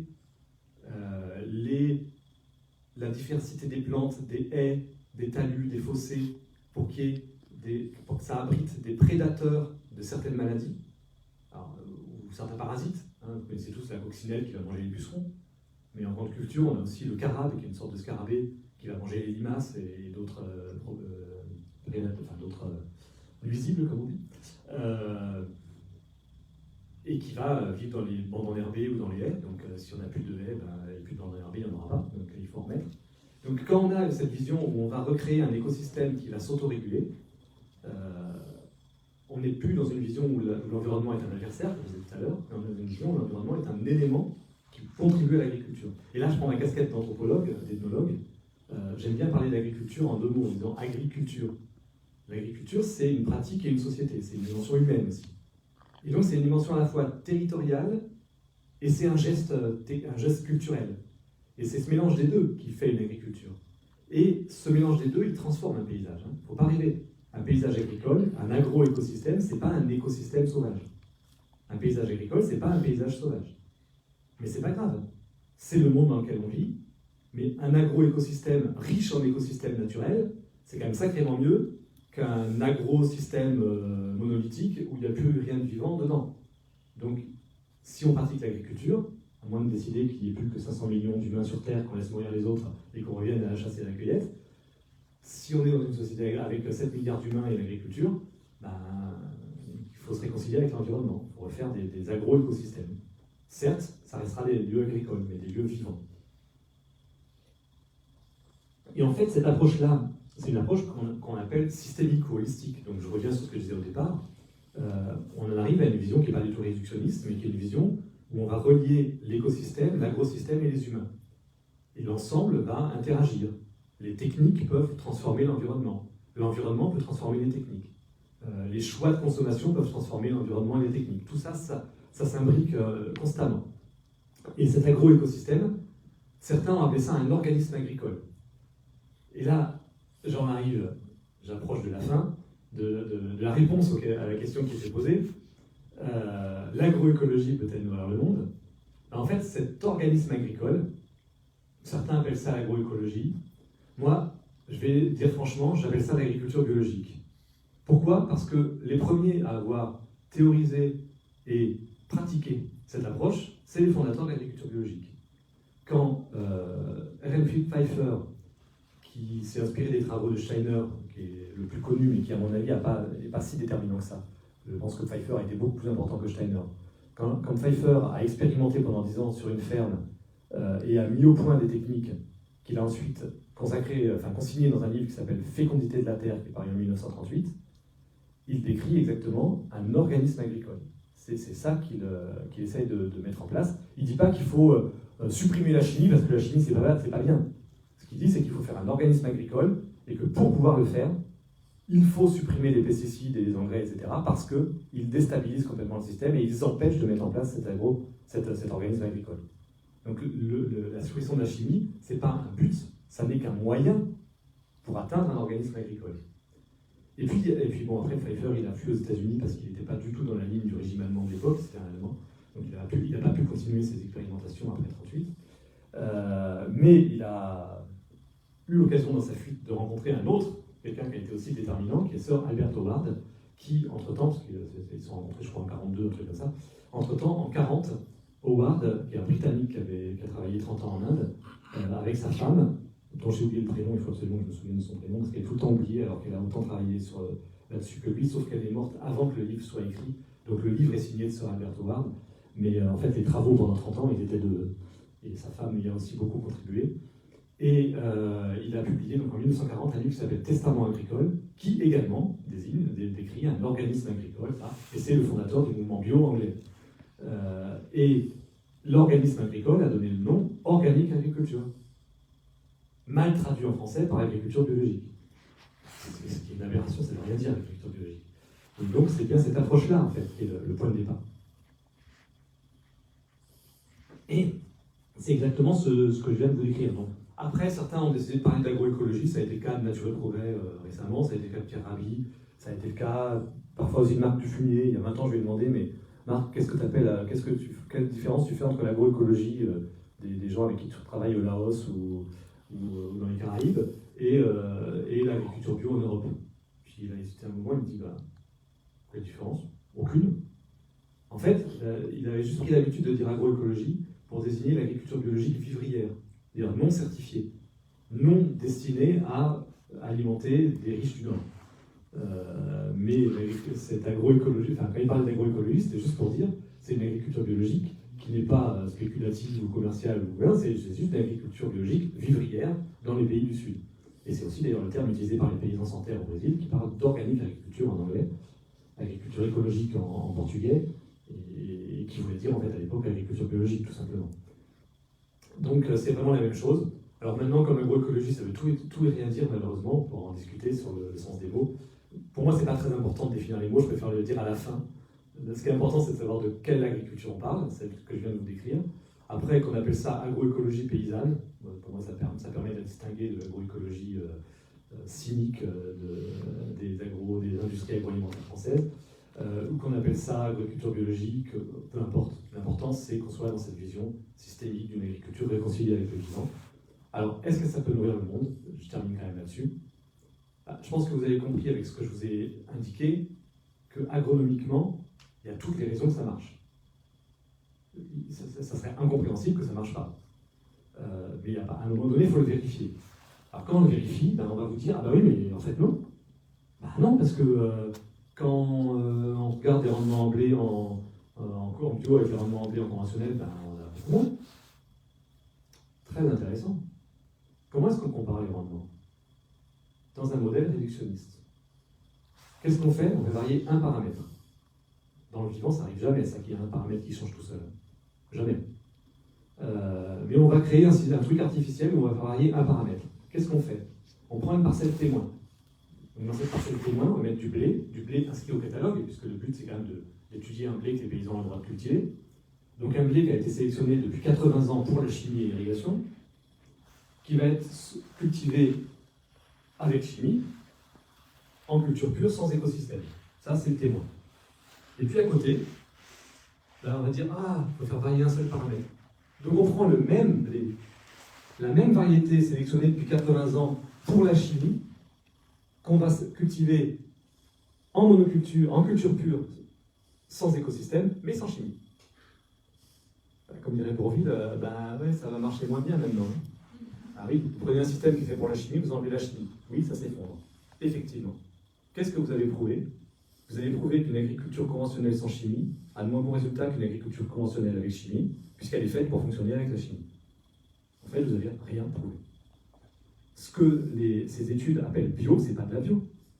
C'est de l'agriculture conventionnelle. Quand vous avez des cultures pures d'une variété sélectionnée pour la chimie pendant 80 ans, à dire d'agronome, et en plus sans écosystème, etc., c'est pas de la bio, par définition. Oubliez le règlement européen, qui est une traduction ponctuelle de compromis politique à un endroit donné, c'est-à-dire 27 pays, c'est peanuts. C'est pas ça la définition de la bio à l'échelle mondiale. La bio, c'est pas d'enlever la chimie. La bio, c'est ce que je viens de vous présenter. Ou c'est l'agroécologie paysanne, ou ce que vous voulez. Et donc, si vous faites du conventionnel sans chimie, oui, ça marche pas. Bon, voilà, ok, c'est réglé. Maintenant, la vraie question, c'est est-ce que l'agroécologie paysanne, est-ce que la bio, la vraie, peut marcher? Et ça, c'est pas en faisant varier un paramètre qu'on va le vérifier. Parce que si on fait plusieurs cultures en même temps, comment on compare avec une culture pure? Ouais, on peut mesurer la biomasse. Mais la plupart de ceux qui font ça, ils mesurent la biomasse de la culture principale. Ils oublient la biomasse des autres cultures. Très drôle. Et puis comment on fait pour prendre en compte la culture qu'il y a eu avant, la culture qu'il y a eu après, etc. Eh ben les gars, on fait comme font les écologues depuis longtemps. Hein. Moi je suis sidéré du nombre d'agronomes qui, quand je leur parlais de ça, me disaient mais on ne sait pas faire. J'ai un petit frère qui a mal commencé, il était agronome, il a bien tourné, il est devenu écologue. Et il a bossé notamment pendant une époque à coordonner un programme de recherche sur l'évolution des populations d'oiseaux en Scandinavie face au dérèglement climatique. À ce titre, d'ailleurs, il a été un des contributeurs au premier rapport de l'IPBES, le GIEC de biodiversité. Comment est-ce que vous croyez qu'il mesurait l'évolution des populations d'oiseaux face au dérèglement climatique? Vous croyez qu'il avait mis des oiseaux en cage et puis qu'ils chauffaient plus ou moins sous les cages? Ça serait l'équivalent de ce qu'on fait en agriculture, quoi. Non, qu'est-ce qu'il fait? Il mesure. Il a encore, parce qu'il continue à chapeauter un peu ce projet, de loin maintenant, tout un réseau de milliers de points de collecte à travers la Scandinavie, certains existants depuis 30 ans, depuis bien avant que le programme existe, et il collecte ces données, et il les traite, il les modélise d'ailleurs. Faire des modèles, c'est pas mauvais si on est conscient que c'est un modèle, si on ne fait pas de bêtises avec. Et ensuite, il essaie de comprendre comment ça marche. Voilà. Un modèle, c'est fait pour essayer de comprendre comment ça marche. Un modèle, ça ne marche jamais. Donc, c'est les erreurs du modèle qui permettent de comprendre comment ça marche. Et alors, en agriculture, c'est pas dur. Hein. C'est parce qu'il manque les hectares agricoles dans le monde. Allons prendre des vrais hectares dans des vraies fermes, sur la durée, mesurons les rendements sur 10 ans dans des vraies fermes, un peu partout dans le monde, en comparant différents types de techniques. Ben, ça tombe bien, dites donc. Il y en a qui l'ont fait. Notamment, la plus grande étude à ce titre, ça a été une étude de l'Université d'Essex. Ah, tiens, il y avait une saute de micro, mais c'est revenu. Une étude de l'Université d'Essex qui a mesuré sur, que je ne dis pas de bêtises, plus de 30 millions d'hectares dans 53 pays. Donc c'est considérable. Sur cette base de données énorme, ils sont arrivés à la conclusion que si on met de côté l'Europe et le Canada, je vais revenir dessus, mais sur l'ensemble de la planète sauf Europe et Canada, les rendements en bio sont supérieurs de 70% par rapport aux rendements conventionnels. Il y a une étude du Programme des Nations Unies pour l'environnement sur l'Afrique qui est arrivée à la conclusion que en bio, ils avaient 110% de rendement en plus, c'est-à-dire un doublement. Alors, ça paraît étonnant, mais tout simplement parce que c'est des pays où les conditions de culture sont irrégulières. Nous, en Europe ou en Amérique du Nord, on a des climats tempérés. Tempéré, ça veut bien dire ce que ça veut dire. Il y a peu d'irrégularité d'une année sur l'autre. Donc, quand on arrive à avoir des plantes qui sont adaptées à une année moyenne, elles ont de bons résultats de façon assez régulière. Quand vous allez dans l'essentiel de la planète, les conditions sont tellement différentes d'une année sur l'autre, selon la date de la mousson, selon la date de la saison des pluies, si c'est autre chose, selon le niveau de la sécheresse, les températures, etc. C'est tellement irrégulier que les conditions idéales de la sélection, là, vous savez, les fameuses conditions du modèle auxquelles on va adapter le champ, eh bien, on n'arrive pas à adapter le champ à ces conditions. On n'arrive que très rarement à adapter le champ aux conditions de la sélection. Donc quand on y arrive, les rendements sont super. C'est comme ça que je vois les agronomes qui disent « Ah, mais le riz de la Révolution verte, hein, en Inde, il fait 10 tonnes par hectare. Alors qu'en bio, vous êtes seulement à 4 tonnes. Et en conventionnel d'avant, à 3 tonnes. Donc la bio fait quand même mieux que le conventionnel d'avant. Ouais, ok, 10 tonnes par hectare, le riz de la Révolution verte. Ouais, 1 an sur 10. Les bonnes années. Mais eux, ils comptent que ces années-là. Ah, les autres, poussent, ça compte pas. Je suis désolé, les paysans, c'est pas pousse, ça compte pas. Hein. Les années où il y a mauvais rendement, bah, il faut bien qu'ils fassent avec. Donc ce qu'il faut prendre, c'est pas les bonnes années, c'est la moyenne. Et la moyenne, en réalité, des riz dits améliorés, ben, c'est 3 tonnes par hectare. C'est moins que le riz bio. Donc on a en fait une façon de présenter les données qui est complètement biaisée. Et donc en fait, dans ces milieux irréguliers, la bio, ça marche très bien. Mais en Europe et en Amérique du Nord, non. Enfin si, aux États-Unis, ça marche déjà mieux que le conventionnel, la bio. Mais au Canada et en Europe, donc pourquoi? Parce qu'on a des variétés qui sont absolument pas adaptées à la bio, parce qu'on a quasiment aucune connaissance en matière de culture associée. Les quelques communautés paysannes qui avaient gardé des connaissances dans le domaine ou qui en avaient élaboré les ont perdues. Puis ça n'a jamais été une préoccupation depuis l'époque romaine. Donc on a très peu de savoir là-dessus. Et on part de zéro en fait. Et donc on a de mauvais résultats, oui. Avec des systèmes ultra spécialisés, donc ultra fragiles. Typiquement, si vous avez des prairies qui suivent, des cultures de blé qui suivent des prairies, on en parlait avec Raoul tout à l'heure, quand vous avez des systèmes comme moi j'ai connu dans la Nièvre, vous avez des grandes cultures, donc des céréales, quoi, et des animaux en même temps, et que vous faites le blé après une prairie, vous avez quasiment le même rendement en bio qu'en conventionnel. Par contre, c'est sûr que quand vous êtes dans des systèmes de la plaine de Cros ou de la plaine de Caux, pardon, pays de Caux ici, je confonds avec la Cros à côté de la Camargue, ça n'a rien à voir, enfin c'est calcaire aussi. Si vous allez dans la plaine de Caux ou si vous allez dans l'Artois bref, ou dans la Beauce, quand vous avez d'immenses fermes qui font que de la culture, là, effectivement, dans ces systèmes-là, les rendements seront moins bons en bio, bien sûr. Mais parce que c'est des systèmes qui ne sont absolument pas agroécologiques, donc ils ne peuvent pas avoir de bon rendement. Il faut d'abord complètement changer le système si on veut avoir des bons rendements. La question, c'est pas chimie ou pas chimie. Ça va beaucoup plus loin que ça. Il faut remettre des haies, il faut remettre une diversité de culture, il faut remettre des animaux, et là, on pourra commencer à parler. Donc, voilà où on en est. En fait, techniquement, on sait très bien, c'est pas un problème. Marc Dufumier rappelle souvent qu'aujourd'hui, on produit 300 kg équivalent céréales par hectare et par humain et par an, alors qu'on a besoin de 200 kg équivalent céréales par humain et par an en matière de production d'énergie alimentaire. Donc on produit de quoi nourrir 1,5 fois l'humanité aujourd'hui. Donc en passant en bio, même si dans certains pays ça baissera un peu, dans d'autres ça s'améliorera, il n'y a pas de souci. Le plus gros souci, c'est qu'on ait plein d'hectares qui sont détournés pour nourrir l'élevage industriel. Le plus gros souci, c'est qu'on a un gaspillage alimentaire monstrueux. Et puis derrière, on a une spéculation. Et je vais juste rappeler un élément, parce que quand même, il faut que j'en dise deux mots. Sur l'Ukraine, on nous dit la crise en Ukraine. La crise en Ukraine n'a rien à voir avec l'augmentation de la faim au monde. Ce qui est problématique, c'est effectivement les sécheresses répétées. Ça, oui, ça commence à poser des problèmes techniques à tout le monde, bio ou pas bio. Mais la guerre en Ukraine, l'Ukraine, ça a beau être un grand pays agricole, c'est peanuts dans l'ensemble de la production alimentaire mondiale. Déjà, la production commercialisée, c'est peanuts par rapport à l'ensemble de la production alimentaire. Hein. L'essentiel de l'aliment, il est consommé localement, il ne va pas dans le marché mondial. Hein. Et donc, à l'échelle du monde, c'est peanuts l'Ukraine. Vous savez pourquoi les cours alimentaires, de certains produits ont augmenté en flèche à partir de la guerre en Ukraine? Par pure spéculation cynique. C'est de la spéculation. Et je vais dire les mots clairement, je regrette que la FNSEA du coin, que les gens de la Chambre d'agriculture ou de la FNSEA aient apparemment peur de débattre avec moi, je ne sais pas, je vais les titiller un peu là. Quand ils ont demandé à ce qu'on assouplisse les règles environnementales en Europe pour produire plus, pour faire face à la baisse de production liée à la crise en Ukraine, c'est un cynisme abominable. Parce qu'en réalité, il n'y a absolument pas besoin de faire face à une baisse de la production liée à la guerre en Ukraine. Il y a juste qu'il y a une spéculation sur les cours à cause de cette guerre, et qu'il y a quelques marchés qui se sont fermés, enfin quelques marchés qui n'ont plus pu s'approvisionner en Ukraine. Donc c'était quoi le but? C'était tout simplement d'aller piquer les marchés livrés par l'Ukraine. Enfin, faire passer un cynisme économique monstrueux de dire on va aller piquer les marchés de l'Ukraine, on va profiter de la guerre pour leur piquer leurs marchés, et faire passer ça pour une prétendue approche vertueuse de produire plus pour nourrir le monde, enfin, comme on dit souvent sur les réseaux sociaux, qui s'achètent une dignité, quoi. Enfin, c'est d'une indécence incroyable.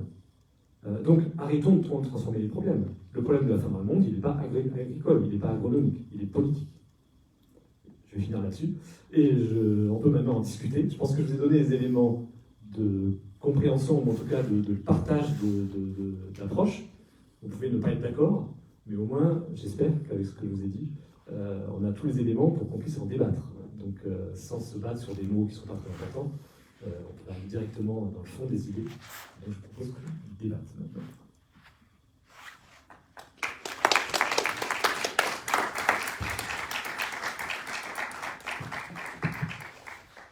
Merci beaucoup Jacques pour l'exposé. On va maintenant passer aux questions. Donc celles et ceux qui souhaitent lever la main, n'hésitez pas.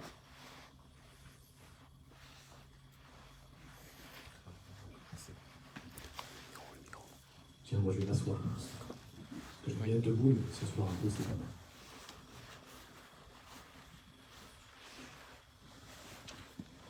Merci pour votre exposé. Donc ma question, c'est tout à l'heure vous parliez d'une culture associée avec plein de différents, enfin peut-être 5, 6 plantes différentes. Est-ce que vous pouvez expliquer comment font ces paysans pour du coup récolter tout ça? En fait, il y a trois manières de gérer les cultures associées. Je dirais la plus simple, si on n'est pas dans un système surmécanisé, c'est à la main. Typiquement, là où j'avais pris des photos de culture associée, là où j'ai découvert en fait cette technique, quand je travaillais au nord du Bénin, c'était dans des zones, dans des terres de bas-fond. De toute façon, ils n'avaient pas de culture, ils n'avaient pas de tracteur et même pas de culture à clé. De toute façon, tout était fait à la main. Et en fait, le paysan, je me souviens, je lui avais demandé, ça m'avait sidéré. Je commençais à apprendre, c'est notre stage de fin d'études. Je commençais à apprendre, ça m'avait complètement chamboulé, c'est là que j'ai compris d'ailleurs qu'il fallait sortir du modèle conventionnel. Je lui demande, mais comment vous gérez les mauvaises herbes?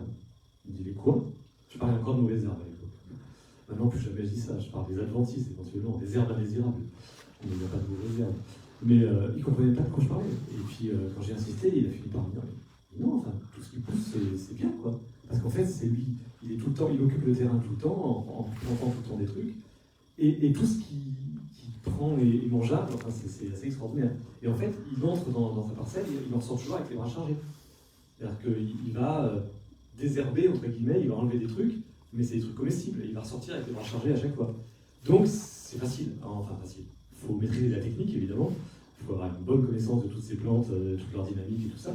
Mais c'est faisable en culture manuelle sans aucun problème. L'autre solution, si on est en culture mécanisée, ce qui est le cas quand même en Europe, c'est d'avoir des plantes qui sont à maturité en même temps.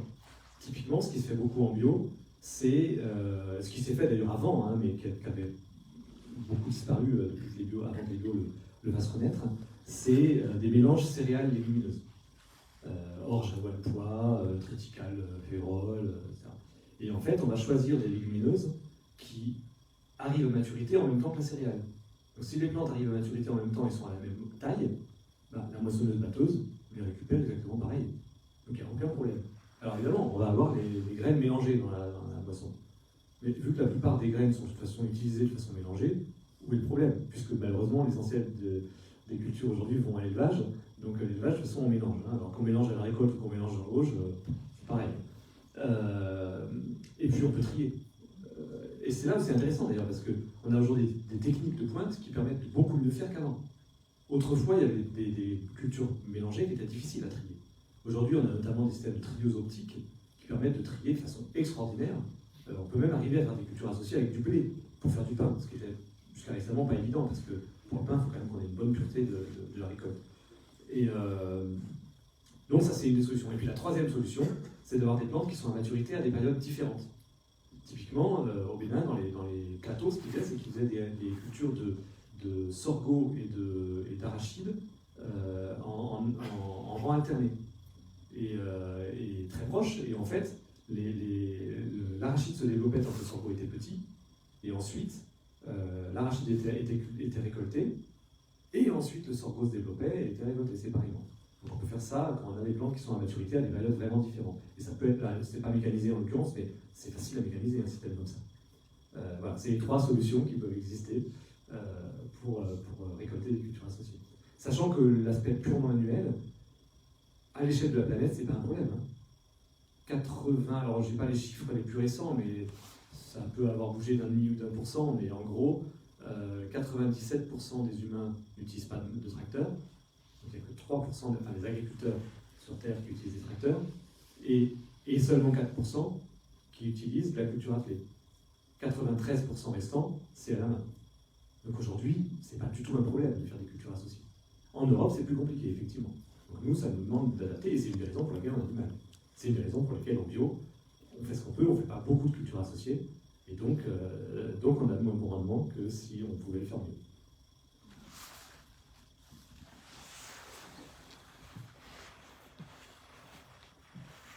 J'aurais une question un peu plus liée à l'élevage. Vous parliez du changement climatique tout à l'heure et de l'azote. Il y a des innovations qui se font pour tuer les animaux et dont des machines qui, au lieu d'utiliser du carbone aujourd'hui, vont utiliser de l'azote. Qu'est-ce que vous pensez de ça, du coup, s'il y a autant d'azote dans l'air,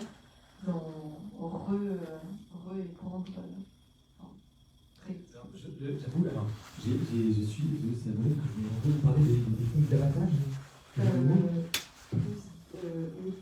Oui. C'est des gaz qui sont utilisés pour étourdir ou Pour complètement tuer l'animal, en 10-20 secondes. en asphyxie en fait. Oui. D'accord. Honnêtement, je ne pense pas que les volumes soient significatifs en matière de. Honnêtement, je sais pas. Je peux pas vous répondre parce que je sais pas comment l'azote en question est produit, utilisé. Mais a priori, de toute façon, si c'est juste de l'azote dégagé, qui ensuite va dans l'air, c'est pas gênant puisque je dis l'azote c'est essentiel de l'air. Après, comment est-ce qu'il est fabriqué? Il y a sûrement un coût énergétique, mais je pense pas que les volumes soient énormes. Donc, en tout cas, il n'y a pas de raison que ça fasse du protoxyde d'azote. Ça doit être de l'azote pur, j'imagine. Enfin, donc, je pense pas que ce soit un contributeur notable au dérèglement climatique. Par contre, c'est important en termes de respect des animaux. C'est essentiel d'avoir des techniques d'abattage qui soient le plus respectueux possible de l'animal, qui souffrent le moins. Et ça c'est un enjeu extrêmement important par contre. Les animaux n'ont pas de récepteurs face à l'azote et du coup ne ressentent pas. C'est pour ça que j'avais cette question quand vous avez parlé de l'azote qui est majoritaire dans l'air et au changement climatique, du coup. Honnêtement, je pense pas que ça ait un impact sur le changement climatique. Ok. Par contre, c'est une technique intéressante. Si vous m'apprenez quelque chose, je vérifierai quand même si ça, ce que ça représente en volume, mais merci de l'info, je me renseignerai parce que c'est intéressant.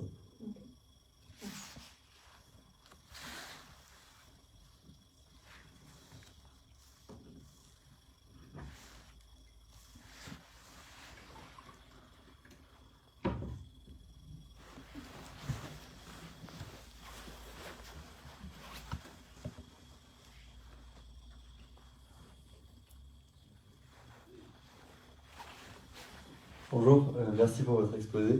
J'ai une question, du coup c'est plus politique, mais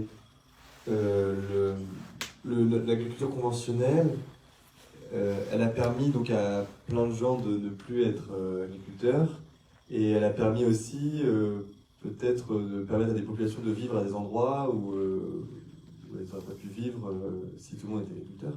Enfin, et je pense une question très concrète, si on prend l'exemple de l'Égypte, où il y a des dizaines de millions d'habitants, mais que, avec l'agroécologie ou l'agriculture biologique, est-ce qu'on arriverait à tous les nourrir sur ce territoire? Et donc si on voulait aller vers ce modèle, est-ce qu'on pourrait garder les mêmes répartitions de population sur la Terre? Comment est-ce que vous voyez...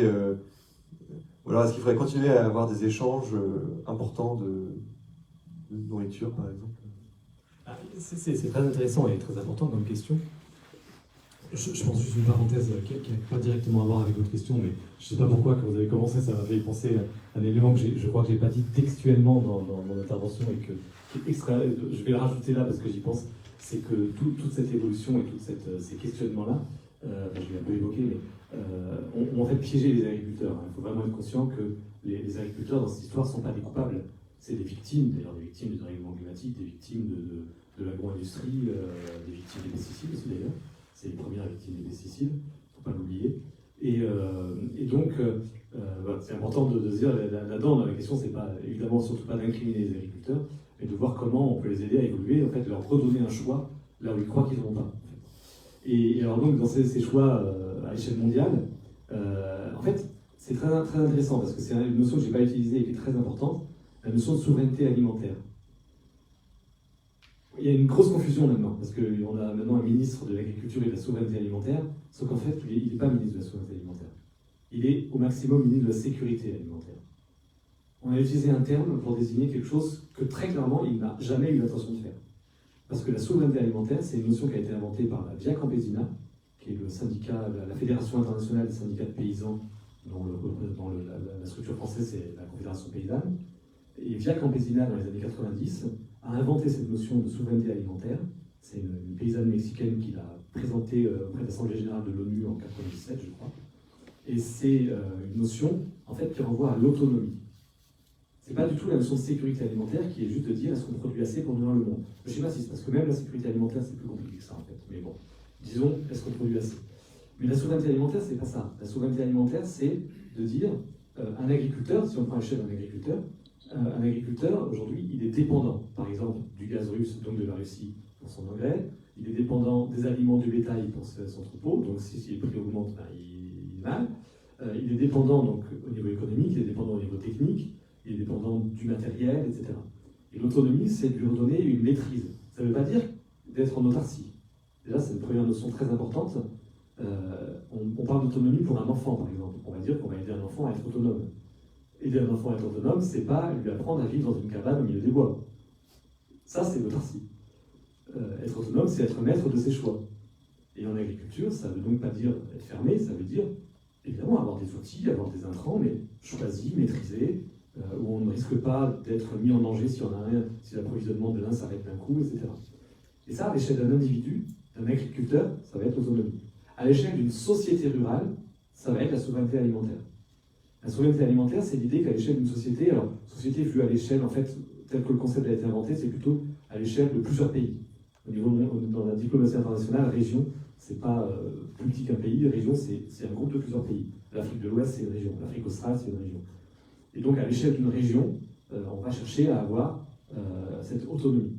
Alors la question, est-ce que l'Égypte peut avoir cette autonomie alimentaire? Dans le cas de l'Égypte, je ne sais pas. aujourd'hui, à la population qu'ils ont. Il ne faut pas oublier que l'Égypte a quand même été pendant très longtemps un pays très performant sur le plan agricole. Donc il n'y a pas de raison qu'elle n'arrive pas à avoir de bonnes performances, à condition que le Nil ne se dessèche pas, donc à condition que le dérèglement climatique ne s'emballe pas, que les infrastructures bétonnées ne bousillent pas complètement le régime du Nil, etc. Donc bon, il y a des conditions à ça, mais c'est possible pour l'Égypte de rester fertile, relativement fertile. L'Algérie, c'est encore plus frappant. L'Algérie, c'est absolument pas normal que l'Algérie soit importatrice de céréales. L'Algérie, c'est pas que le Sahara. L'Algérie, c'est une côte extrêmement riche au niveau agricole. L'Algérie était un grenier à blé autrefois. Elle a fait le choix, après la décolonisation, de fonder son économie sur le pétrole. La France a beaucoup encouragé à ça, parce que ça lui permettait de rester dépendante. Et oui, la France n'a jamais avalé l'indépendance de l'Algérie, donc elle a tout fait pour que ça se passe mal. Et donc l'Algérie a basé toute son économie sur l'exportation de pétrole, et a complètement délaissé son agriculture. Mais l'Algérie, normalement, n'a aucun problème pour être autonome en aliments. Pour l'Égypte, c'est plus serré. En tout cas, ce qu'il faut faire, c'est permettre la souveraineté alimentaire. Ça va permettre aux pays de se débrouiller, aux grandes régions, de se débrouiller par elles-mêmes, en fonction de leurs choix, en fonction de leurs ressources, en fonction de leur culture, en fonction de leurs choix alimentaires, etc. Et puis s'il y a des pays qui n'y arrivent pas parce que la population aujourd'hui est déséquilibrée, oui, ils importeront des aliments. Mais effectivement, si on met en place, si on généralise l'agriculture bio, ben, ils ne les importeront pas de France. Parce qu'en France, on sera moins excédentaire. Parce qu'en France, on n'est pas bon là-dedans. Et pour l'instant, tant qu'on a des systèmes qui ne sont pas faciles à faire passer en bio, on aura plutôt des baisses de rendement. Donc on exportera moins. C'est pas grave. Si les agriculteurs gagnent un bon revenu, on s'en fiche qu'ils exportent ou pas. L'important, c'est que les agriculteurs dégagent un revenu de leur activité. Il faut arrêter de vouloir nourrir le monde, c'est pas notre but. Et il y aura d'autres pays qui seront excédentaires et qui vendront à l'Égypte. Donc, j'ai pas d'inquiétude. Au niveau mondial, on aura largement de quoi nourrir toute l'humanité. Simplement, ce ne sera peut-être pas les mêmes pays qui seront exportateurs. Oui, je vais vous poser une question très large, mais avant, je voudrais donner une information à propos du méthane, gaz à effet de serre. C'est quelque chose qu'on voit traîner partout, même dans les rapports officiels. Je fais une comparaison. Je veux comparer deux voitures. Je me donne un critère. Par exemple, je me donne le critère combien de secondes pour arriver à la vitesse de 90 km/h. Et après ça, je peux dire que telle voiture est meilleure que telle autre. D'accord ?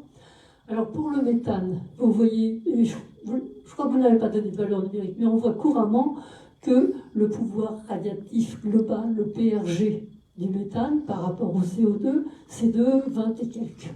Hein, on voit ça couramment.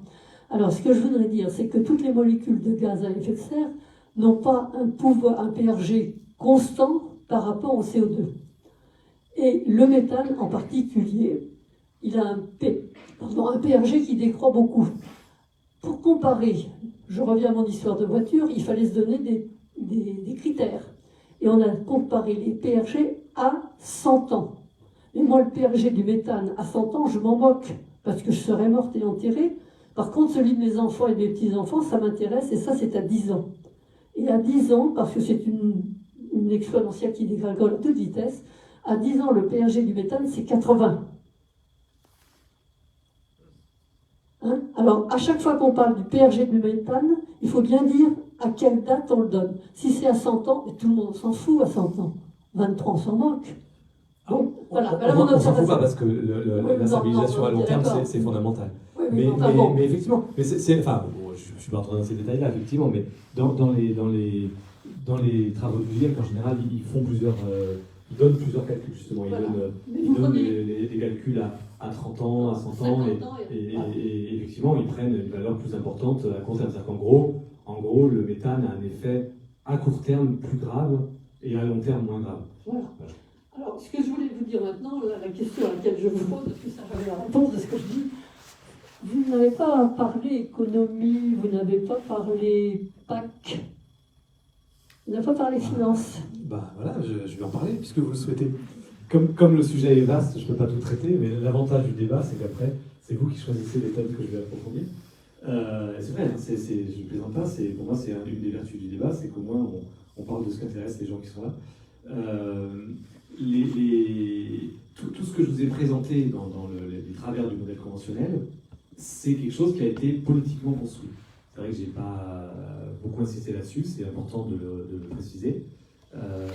Quand vous prenez quelqu'un comme Edgar Pisani, qui a fait la révolution silencieuse, la révolution agricole dans les années 60, qui est le grand ministre de l'agriculture du général de Gaulle, il a complètement transformé l'agriculture française en 5 ans. Hein. Donc on peut très vite, si on a une volonté politique, on peut changer très vite en fait. Hein. Mais il l'a fait sincèrement. C'est-à-dire qu'il a fait d'énormes conneries. Hein, je vais dire, franchement, il l'a dit lui-même. Hein. Donc je ne diffame pas, enfin, je ne lui manque pas de respect en disant ça. Il a lui-même, 15 ans plus tard, 20 ans plus tard, dit « Je me suis complètement gouré. Et je le regrette. Et si c'était à refaire, je ne le referais surtout pas comme ça. » Donc c'était quelqu'un de sincère, on ne peut pas remettre en cause sa sincérité. Mais il était marqué par une façon de penser, la pensée réductionniste, l'élitisme, les agronomes qui vivent en vase clos. Enfin, c'est ça qui est terrible, c'est des gens de bonne foi qui ont construit un système, un modèle plutôt, parce que c'est pas très systémique, en pensant bien faire. Et qui nous a enfermés ensuite dans un truc dont on ne sort plus. Et puis il y a évidemment des multinationales qui ne se sont pas privées de profiter de l'occasion. Contrairement à ce que j'entends parfois, et même que dit quelqu'un comme Vandana Shiva, avec qui j'ai fait un livre récemment, et je ne suis pas forcément toujours d'accord avec ce qu'elle dit, elle a tendance toujours un peu à insister sur le côté des multinationales, etc. Moi je ne suis pas complètement d'accord, les multinationales n'ont pas créé ce système, elles en ont profité. Le problème c'est qu'une fois qu'elles en ont profité, c'est des verrues, hein. Elles ont tout cadenassé, et maintenant elles bloquent tout. Autant les agriculteurs sont des victimes et certainement pas des adversaires, autant les multinationales de l'agrochimie sont des adversaires, et des adversaires dangereux, des adversaires criminels. Et enfin, criminels, je veux dire dans le sens meurtrier. Ils n'hésitent pas à tuer.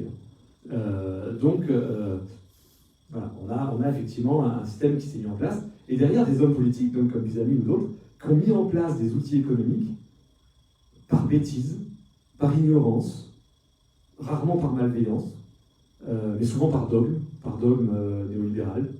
Et on a des trucs aberrants. Et typiquement, au niveau de la politique agricole, on a deux choses que je vais vous citer qui cadrent beaucoup de choses. Il y en a une, c'est le coût du travail, et l'autre, c'est les prix mondiaux. Le coût du travail, je vous parlais de la productivité tout à l'heure. En fait, à l'époque où on manquait de main-d'œuvre, c'est-à-dire jusqu'aux années 50, il était logique de pénaliser le travail et de favoriser le remplacement du travail par de l'énergie, des machines. Parce que on pensait que c'était abondant, c'était inépuisable. Donc on a construit la protection sociale en France, et pas seulement en France, en faisant peser les contributions sur le travail et pas sur la valeur ajoutée. C'est-à-dire que, en toute bonne foi, on prélève les contributions sociales sur le salaire. Et vous savez, quand un agriculteur paye 1 euro de salaire à un employé agricole, à un salarié agricole, il doit rajouter 1 euro de charge, enfin en fait de contribution sociale. Mais dans sa comptabilité, ça s'appelle des charges. Alors c'est très important d'être conscient que les contributions sociales, c'est du salaire. Hein. C'est du salaire différé. Quand je suis payé avec un salaire et qu'on me paye et qu'une partie de mon salaire est prélevée pour aller à la cotisation chômage, c'est mon salaire qui va à la cotisation chômage. Ça m'appartient. Si ensuite je touche des droits au chômage, c'est pas une faveur qu'on me fait. Je suis juste en train de récupérer mon salaire qu'on a mis de côté. Pareil pour la retraite. Pareil pour la protection maladie. Donc le salaire des contributions sociales, c'est bien du salaire différé. Mais effectivement, il est mis de côté pour le bien commun. Et c'est pris uniquement sur le salaire. Le même agriculteur, s'il achète du matériel pour faire le même travail qu'un salarié, pour 1 euro d'investissement, c'est pas 1 euro de plus qu'il va sortir. C'est 50 centimes de subvention qu'il va toucher. Grâce aux prêts bonifiés, grâce aux subventions directes, etc. Donc ça fait un rapport de x2 dans un sens divisé par 2 dans l'autre. C'est-à-dire que pour la même action, ça coûte 4 fois plus cher d'embaucher un salarié que d'acheter du matériel. 400%. 4 fois, c'est 400%. En économie, on considère que 10 à 20%, ça oriente une filière. Donc vous imaginez comment 400% d'écart va orienter une filière. Donc ça, c'est des choix tout bêtes qu'on a fait en toute bonne foi à une époque et qui aujourd'hui sclérosent complètement et empêchent de choisir autre chose. Donc là, politiquement, il y aurait urgence, il n'y a même pas besoin de l'Europe, un ministre de l'Agriculture en France peut le faire, modifier l'assiette des contributions sociales pour rééquilibrer entre capital et travail. Et à ce moment-là, vous avez quelque chose qui sera beaucoup plus juste et qui pourra éviter de défavoriser l'emploi. C'est plein de petites choses comme ça en agriculture. Et dans les petites choses comme ça, il y en a une autre que je vais vous citer qui est extrêmement importante, c'est le prix. Le prix de vente n'est pas le coût de production. Le prix de vente, c'est le résultat de plein de distorsions de concurrence qui suivent entre le coût de production et l'arrivée sur le marché. Lié aux stratégies des opérateurs, lié aux subventions, lié aux réglementations, etc. Et il y a un truc qui est complètement fou, c'est que depuis l'Antiquité, même d'après les traces qu'on a, il y a eu des échanges d'aliments avant même l'agriculture. Donc même des aliments chassés et cueillis, il y avait des échanges à longue distance. Bon, là, on n'a pas trop de traces sur les coûts, mais on sait que depuis l'Antiquité, les coûts des échanges internationaux sont des prix à perte. Pourquoi ? Parce qu'une société, d'abord, elle se nourrit, et ensuite, elle vend les surplus. Un surplus, on le vend à perte, parce qu'on veut s'en débarrasser, c'est en plus. On cultive plus que ce dont on a besoin. Si l'année est mauvaise, c'est bon. Si l'année est bonne, on a du surplus. Le surplus, on s'en débarrasse, donc on le vend à perte. On fait des stocks de sécurité. Les stocks, ça s'abîme. Au bout de quelques années, il faut les changer. Donc on les vend. Il faut s'en débarrasser vite, donc on les vend à perte. Eh bien, vous savez ce qui s'est passé en 1994, quand l'agriculture est entrée dans ce qui s'appelle GATT et c'est devenu OMC, eh bien, on a décidé que le prix des marchés intérieurs devait s'aligner sur le cours mondial. Autrement dit, aujourd'hui, tous les agriculteurs dans le monde doivent vendre à perte. Le cours mondial est un cours à perte normal, parce que c'est un cours de surplus. Et on a demandé à ce que les cours vivriers, qui ne sont pas des cours de surplus, qui sont censés rémunérer les agriculteurs, eh bien, eux aussi, ils sont à perte aujourd'hui. D'où la nécessité d'avoir une politique agricole commune, des aides aux États-Unis, etc. Les pays qui ont des aides arrivent à s'en sortir. Les pays qui n'ont pas les moyens de payer des aides à leurs agriculteurs voient leurs agriculteurs crever la dalle. C'est aussi simple que ça. Et le choix de comment on oriente les aides de la PAC va orienter les agricultures. Mais ce n'est pas un choix immanent. La bio ne devrait pas coûter plus cher que le conventionnel. Si on intégrait les prix de dépollution, les coûts de dépollution de l'eau, le Conseil général de développement durable a montré il y a 10 ans qu'on dépense en moyenne entre 800 et 2000 euros par hectare pour dépolluer l'eau liée aux pollutions agricoles. Et encore, je ne parle pas des nouvelles pollutions dont il va falloir qu'on s'occupe maintenant. Donc ça va être encore pire. Mais si on donnait 800 à 2000 euros par hectare aux paysans pour qu'ils soient en bio, ben, je peux vous dire qu'ils pourraient vendre leurs produits moins cher que dans les magasins low cost. Hein. Donc en fait, si on intégrait le coût de la pollution de l'eau, la bio coûte moins cher à la collectivité globalement que le conventionnel. Mais le prix de vente est différent. Parce que comme ça n'est pas intégré dans les coûts, et comme les subventions sont calculées de telle manière que les bios sont défavorisés, ben, la seule façon pour les bios de s'en sortir, c'est de vendre plus cher. C'est une compensation des distorsions de concurrence qu'ils subissent, à cause de la politique agricole commune. Donc effectivement, tout ce système que je vous ai décrit, il est cadenassé par des politiques publiques, et donc on peut travailler sur le terrain à montrer qu'on peut faire autrement, mais il faut aussi faire bouger un peu les politiques publiques. On ne pourra pas faire l'économie de changer de politique publique. Alors, je prends la parole à ce moment de ton intervention. On va juste rappeler que je crois que ça ferme ici à 22h, c'est ça ? Oui, on a quelques minutes de rap.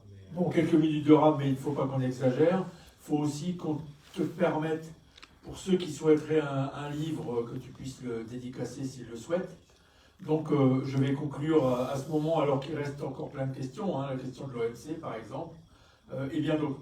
Donc, merci Jacques pour ton intervention, pour la clarté de ton intervention et de tes propos. France Nature Environnement va bien sûr, alors s'est engagé dans la transition agricole, qui d'ailleurs n'est pas une transition, hein, c'est une rupture, comme bien pour d'autres aspects, mais par ailleurs.